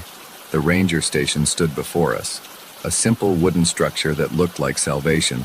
"Help!" Tom shouted, pounding on the door. "Please, someone help us!" For a heart-stopping moment, there was no response. Then the door flew open, revealing a startled-looking ranger. "What in the world?" he began, but Tom cut him off. "Poachers," he gasped. "They're right behind us. They've got guns." The ranger's expression hardened. He ushered us inside and locked the door, then grabbed a rifle from a rack on the wall. "Stay here," he said, moving to the window. "I've called for backup, but it'll take time for them to get here." The next few minutes were tense. We could hear the poachers approaching, their voices raised in anger as they realized where we'd gone. The ranger stood his ground, ordering them to drop their weapons. For a moment, I thought there would be a shootout, but faced with an armed official, the poachers' nerve broke. They fled back into the forest just as the sound of approaching vehicles echoed through the trees. The aftermath was a blur of police statements and medical attention for my ankle. The poachers were caught a few days later, trying to flee the state. Tom and I never did finish our camping trip, but in a way, we got more adventure than we'd bargained for. We saw firsthand the dark side of nature, not the animals or the elements, but the human predators who exploit the wilderness for their own gain. We still go camping, but now we're more cautious. We know that even in the most beautiful places, danger can lurk. But we also know that we're stronger together, that we can face whatever comes our way. And sometimes, when we're sitting around a campfire under the stars, we remember that night. Not with fear, but with a sense of pride. We survived. We protected each other. And in doing so, we found a strength in ourselves we never knew we had. The moment I stumbled upon the first makeshift grave, I knew my peaceful hiking trip had turned into a nightmare. The forest floor was disturbed, unnatural mounds dotting the landscape like gruesome landmarks. As I stood there, frozen in horror, one thought echoed through my mind. I had just walked into a serial killer's dumping ground, and I needed to get out before I became the next victim. My name's Alex, and I've always been an avid hiker. There's something about losing myself in nature that helps clear my head and puts life into perspective. So when I had a few days off work, I decided to tackle a new trail in the Cascade Mountains, one that was off the beaten path and promised solitude and breathtaking views. The first day of my hike was everything I'd hoped for. The trail was challenging but rewarding, winding through dense forests and opening up to stunning vistas of snow-capped peaks. I set up camp that night feeling accomplished and at peace, looking forward to what the next day would bring. I broke camp early the next morning, eager to cover more ground. The trail became less defined as I pushed deeper into the wilderness, but I wasn't worried. I had my GPS and plenty of experience navigating rough terrain. It was late afternoon when things took a turn. I had veered slightly off the main trail, following what looked like a game path in search of a good spot to set up camp for the night. That's when I saw it, a patch of ground that looked wrong. The earth was mounded up in an unnatural way, and there were withered flowers scattered on top. My curiosity overrode my caution. I approached the mound, my heart racing. As I got closer, I noticed other details, a piece of fabric poking through the dirt, what looked horribly like strands of hair. I stumbled back, my mind reeling. This was a grave, a fresh one, and it wasn't alone. As I looked around with new eyes, I could see other mounds scattered throughout the area, some older and more overgrown than others. Panic surged through me. I needed to get out of there, to contact the authorities. But as I turned to leave, a twig snapped somewhere behind me. I froze and straining my ears. It could have been an animal, I told myself. But deep down, I knew it wasn't. Moving as quietly as I could, I crept towards a large boulder, hoping to use it as cover. I had just ducked behind it when I heard footsteps. Heavy, deliberate footsteps coming closer. "I know you're out there," a voice called out. It was a man's voice, deceptively calm and almost friendly. "No use hiding. Why don't you come out so we can talk?" I held my breath, pressing myself against the cold stone of the boulder. My mind was racing. Should I make a run for it? Try to reason with him?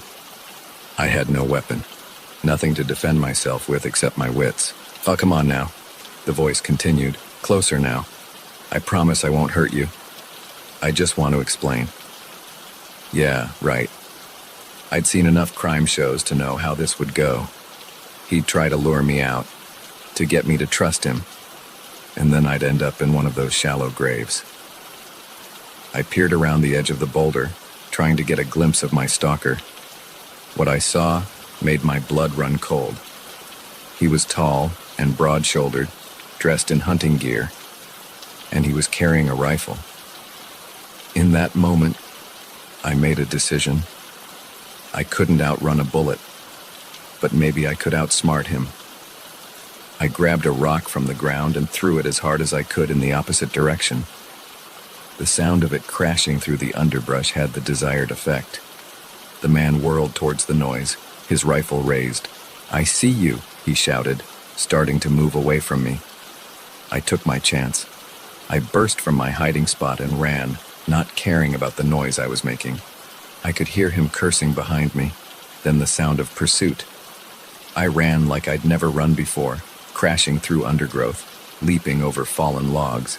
Branches whipped at my face, leaving stinging cuts, but I didn't slow down. I could hear him behind me, getting closer. My lungs were burning, my legs felt like lead, but terror kept me going. I had no idea where I was running to, only that I needed to get away. Suddenly, the ground disappeared from under my feet. I tumbled down a steep embankment, rolling and bouncing painfully before coming to a stop at the bottom. For a moment, I lay there, dazed and winded. The sound of sliding rocks above me snapped me back to reality. He was coming down after me, Ignoring the pain radiating through my body, I forced myself to my feet and started running again. The forest was denser here, the undergrowth thicker. It slowed me down, but it would slow him down too. I pushed through, ignoring the thorns that tore at my clothes and skin. I don't know how long I ran. Time seemed to lose all meaning, but eventually, I burst out of the tree line and found myself on a road. An actual paved road. Hope surged through me. Where there was a road, there had to be people, civilization, safety. I turned in what I hoped was the direction of the nearest town and started running again. Every few seconds, I glanced over my shoulder, expecting to see my pursuer emerging from the trees. After what felt like hours but was probably only minutes, I saw headlights approaching. I waved my arms frantically, praying the driver would stop. The car, an old pickup truck, slowed to a stop beside me. An elderly man peered out at me, his face creased with concern. "You all right, miss?" he asked. "Please," I gasped, fighting to catch my breath. "I need help. There's a man. He's after me. Please, can you take me to the police?" The old man's eyes widened, but he nodded, reaching over to unlock the passenger door. "Get in," he said. As we drove away, I kept looking back, half expecting to see the killer standing in the middle of the road, watching us drive away. But there was nothing but empty asphalt stretching behind us. The rest of the night was a blur of police statements and medical checks. I told them everything, about the graves, the chase, the terror of thinking I was going to die out there in the wilderness. They found the site I described, uncovering multiple bodies in various states of decomposition. It was, they told me, the work of a serial killer who had been active in the area for years. They never caught him, though. He vanished into the vast wilderness, leaving behind only his grisly handiwork and the nightmares of those who encountered him. I don't go hiking alone anymore. Can't bring myself to, not after what happened. The forest, once a place of peace and solitude for me, now feels full of hidden dangers. Every snapping twig, every rustle in the undergrowth sets my heart racing. But I haven't given up on nature entirely. These days, I stick to popular trails, always with a group, and I've become an advocate for hiker safety, sharing my story as a cautionary tale. Because the truth is, the wilderness can be dangerous in ways we don't always consider. It's not just the terrain or the wildlife we need to be wary of. Sometimes, the most dangerous predators out there are the ones that walk on two legs. I often think about that day, about how close I came to becoming just another victim, another body in a shallow grave. It's a sobering thought, but also a reminder of my own strength and resilience. I survived. I outsmarted a killer and lived to tell the tale. And while the experience left its scars, both physical and emotional, it also taught me something important. Life is precious, and every moment is a gift. I don't take anything for granted anymore. Each sunrise, each breath, each step on a trail, they're all reminders that I'm alive, that I made it out of those woods when others didn't. So I keep walking, keep exploring, always with one eye on the path ahead and the other watching my back. Because you never know what's lurking just beyond the next bend in the trail.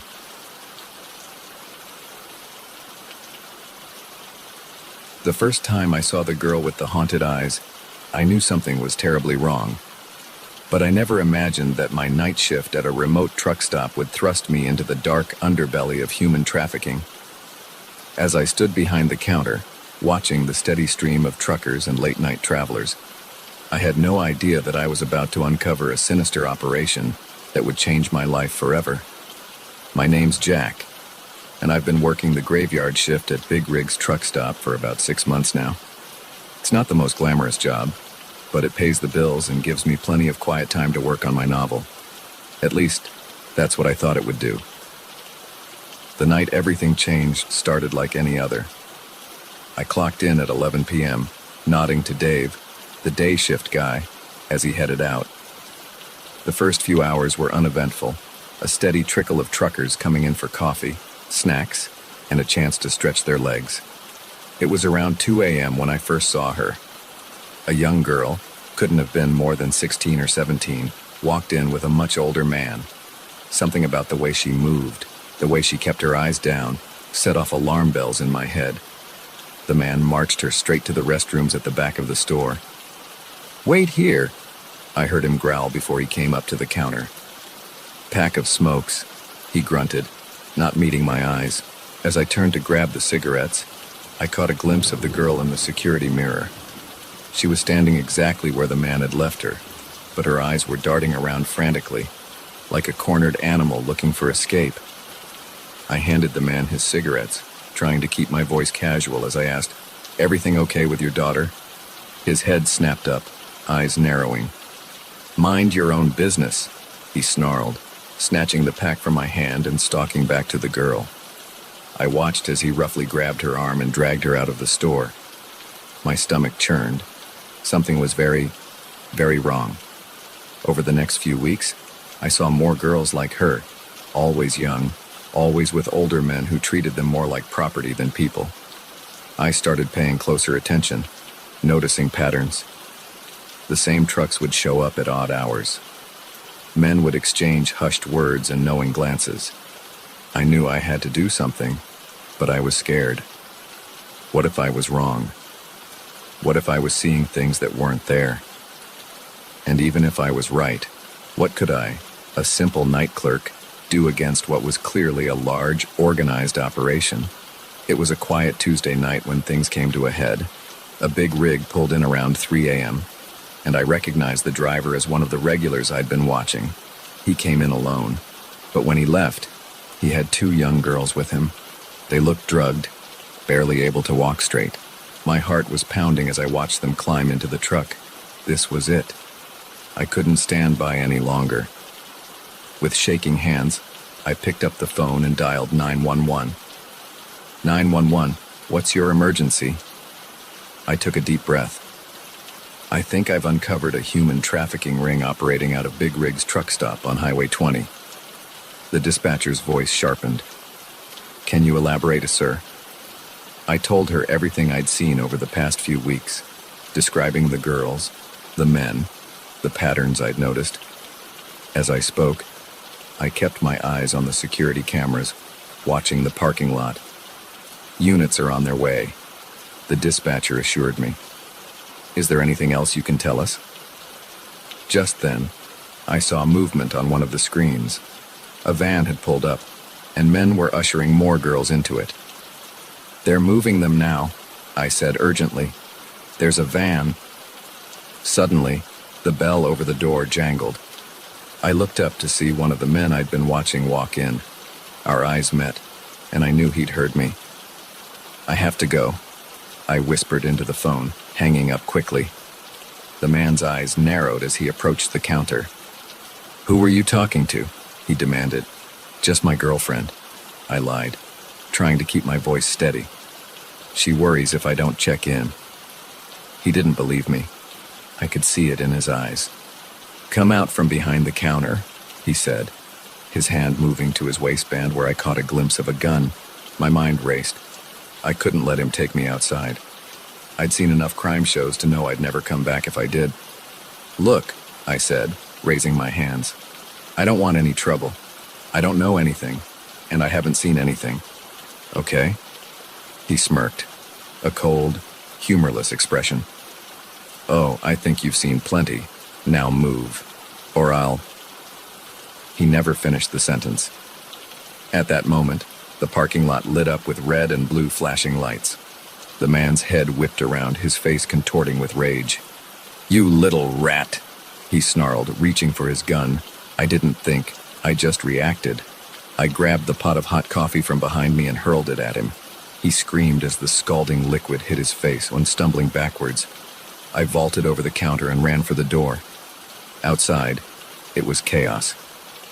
Police cars had swarmed the parking lot. Officers were shouting orders, their guns drawn.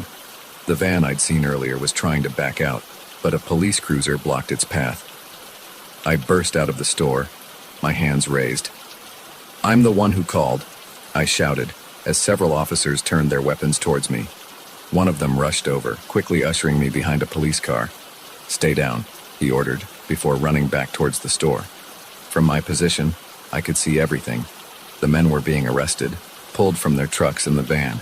And the girls. God, there were so many of them. Some looked dazed, others were crying. A few tried to run, only to be gently but firmly stopped by female officers. It was over in minutes, but it felt like hours. When the dust settled, one of the detectives came to take my statement. As I talked, I watched paramedics treating the girls, wrapping them in blankets and leading them to waiting ambulances. "You did good, son," the detective said when I'd finished. "Real good. We've been trying to crack this ring for months. Your information was the break we needed." I nodded, feeling numb. The adrenaline was wearing off, leaving me shaky and exhausted. "What's going to happen to the girls?" I asked. The detective's face softened. "They'll get help. Counseling, medical treatment, whatever they need. It's going to be a long road, but they've got a chance now. Thanks to you." In the days that followed, the full scope of the operation came to light. It wasn't just big rigs. The ring had been operating out of truck stops across 3 states. Dozens of girls were rescued, some of whom had been missing for years. I gave more statements, testified in court. The truck stop's owner was arrested too.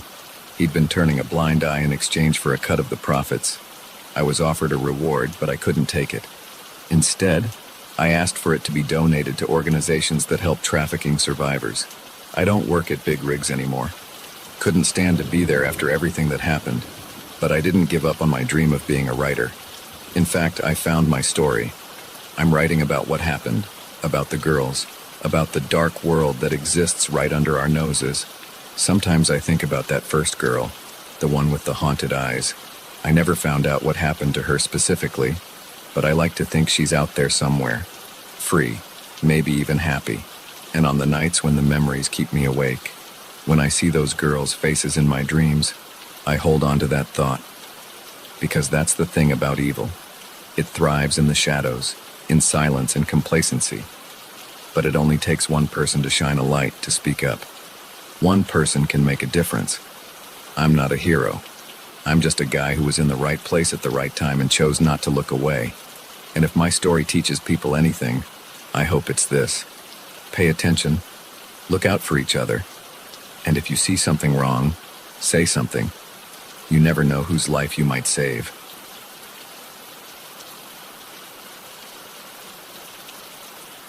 The crumbling facade of Ravenswood Asylum loomed before me, its broken windows staring down like hollow eyes.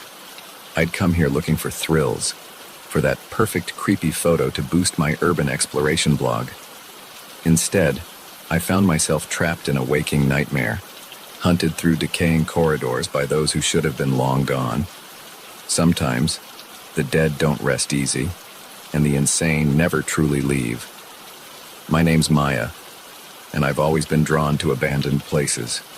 There's something hauntingly beautiful about a building left to decay, nature slowly reclaiming what man has discarded.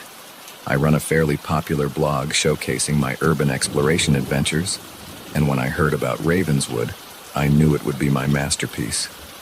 The asylum had been abandoned for decades, shut down after a series of scandals involving patient abuse and unethical experiments. Local legends spoke of hauntings, of screams echoing through the empty halls at night. I didn't believe in ghosts, but I believed in the power of a good story. I arrived just before sunset, my camera bag heavy on my shoulder.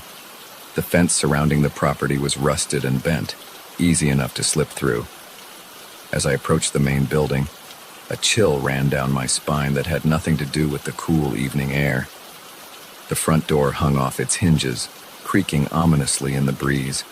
I flicked on my flashlight and stepped inside. The beam cut through the gloom, revealing peeling wallpaper and debris-strewn floors. The air was thick with dust and the musty smell of decay. I moved deeper into the building, my camera clicking away. Every shadow, every broken piece of furniture told a story. I imagined the lives that had been lived and lost within these walls. It was as I was setting up a shot in what must have been a patient's room that I first heard it. A shuffling sound, coming from the corridor outside. I froze, listening intently. It could have been the building settling, I told myself, or maybe an animal that had found its way inside. But then I heard something else. A voice, faint and distant, calling out, "Hello? Is someone there? Please, I need help." My heart started racing. Had another urban explorer gotten hurt, or was this some kind of trap? Against my better judgment, I moved towards the sound. "Hello?" I called out. "Where are you?" The voice came again, closer this time. "Here, I'm here. Please, help me." I rounded a corner and my flashlight beam fell on a figure huddled against the wall. It was a young woman, dressed in what looked like an old-fashioned hospital gown. She squinted in the sudden light, raising a hand to shield her eyes. "Oh, thank God," she said. "I thought no one would ever come." Something felt off. Her clothes, her manner of speaking. It was all wrong. But she looked so scared, so vulnerable. "Are you hurt?" I asked, taking a step closer. "How did you get here?" She stood up slowly, keeping her eyes down. "They brought me here," she said softly. "The doctors, they said they were going to make me better." A chill ran through me as the implications of her words sank in. This wasn't possible. The asylum had been closed for years. Unless... I raised my camera, snapping a quick picture. The flash illuminated the corridor for a split second, and what I saw in that moment of clarity made my blood run cold. The woman was transparent. I could see the wall behind her through her body. I stumbled backward, my heart pounding. "What are you?" I gasped. Her head snapped up, and I saw her eyes were completely black. A terrible smile spread across her face, revealing rows of sharp teeth. "We're the ones they left behind," she said, her voice suddenly deep and inhuman. "And now you're going to join us." I ran. I didn't think, didn't plan, just turned and fled back the way I'd come. Behind me, I could hear her laughing, the sound echoing off the walls. As I raced through the corridors, more voices joined hers. Whispers and screams seemed to come from everywhere at once. Shadows moved at the edge of my vision, figures darting just out of sight. I burst into what must have been the main hall, a vast space with a grand staircase leading to upper floors, and there, blocking my path to the exit, stood a group of people. Some wore patient gowns, others the uniforms of orderlies and nurses. All of them had the same black eyes, the same terrible smiles. "Welcome home," one of them said, a tall man in a doctor's coat. "We've been waiting for you." I backed away, my eyes darting around for another escape route. "This isn't real," I said, more to myself than to them. "You're not real." The doctor laughed. A chilling sound. "Oh, we're very real, my dear, more real than you can imagine. We've been trapped here for so long, waiting for someone like you, someone to set us free." They began to advance, their movements jerky and unnatural. I turned and ran for the stairs, taking them two at a time. I could hear them behind me, their footsteps thundering on the old wood. The upper floors were a maze of corridors and rooms. I ran blindly, no longer sure which way was out. Every turn brought me face to face with more of them. Patients with vacant eyes, nurses with bloody uniforms, doctors wielding rusted scalpels. I found myself in what must have been a treatment room. Old electroshock machines stood silent witness to past horrors. The only way out was a small window, barely big enough for a person to fit through. As I struggled to open the rusted latch, the door burst open behind me. The spirits poured in, their cold hands reaching for me. With a final desperate shove, the window gave way. I didn't hesitate. I dove through the opening, feeling the old glass scrape against my skin. For a heart-stopping moment, I was falling. Then I hit the overgrown shrubbery below, the impact knocking the wind out of me. Ignoring the pain, I scrambled to my feet and ran. I didn't stop until I reached the fence, practically diving through the gap I'd used to enter. Only when I was back in my car, doors locked and engine running, did I allow myself to breathe. My hands were shaking so badly I could barely grip the steering wheel. As I sped away, I glanced in the rearview mirror. Ravenswood Asylum stood silhouetted against the night sky, and there, in one of the upper windows, I saw a figure watching me leave. Even from this distance, I could see its eyes gleaming in the darkness. I didn't stop driving until I was back in the city, surrounded by the comforting sounds of traffic and normal, living people. It wasn't until I got home that I remembered my camera. With trembling hands, I downloaded the photos. Most were what I expected, creepy shots of abandoned rooms and corridors. But then I came to the one I'd taken of the ghost woman. My breath caught in my throat.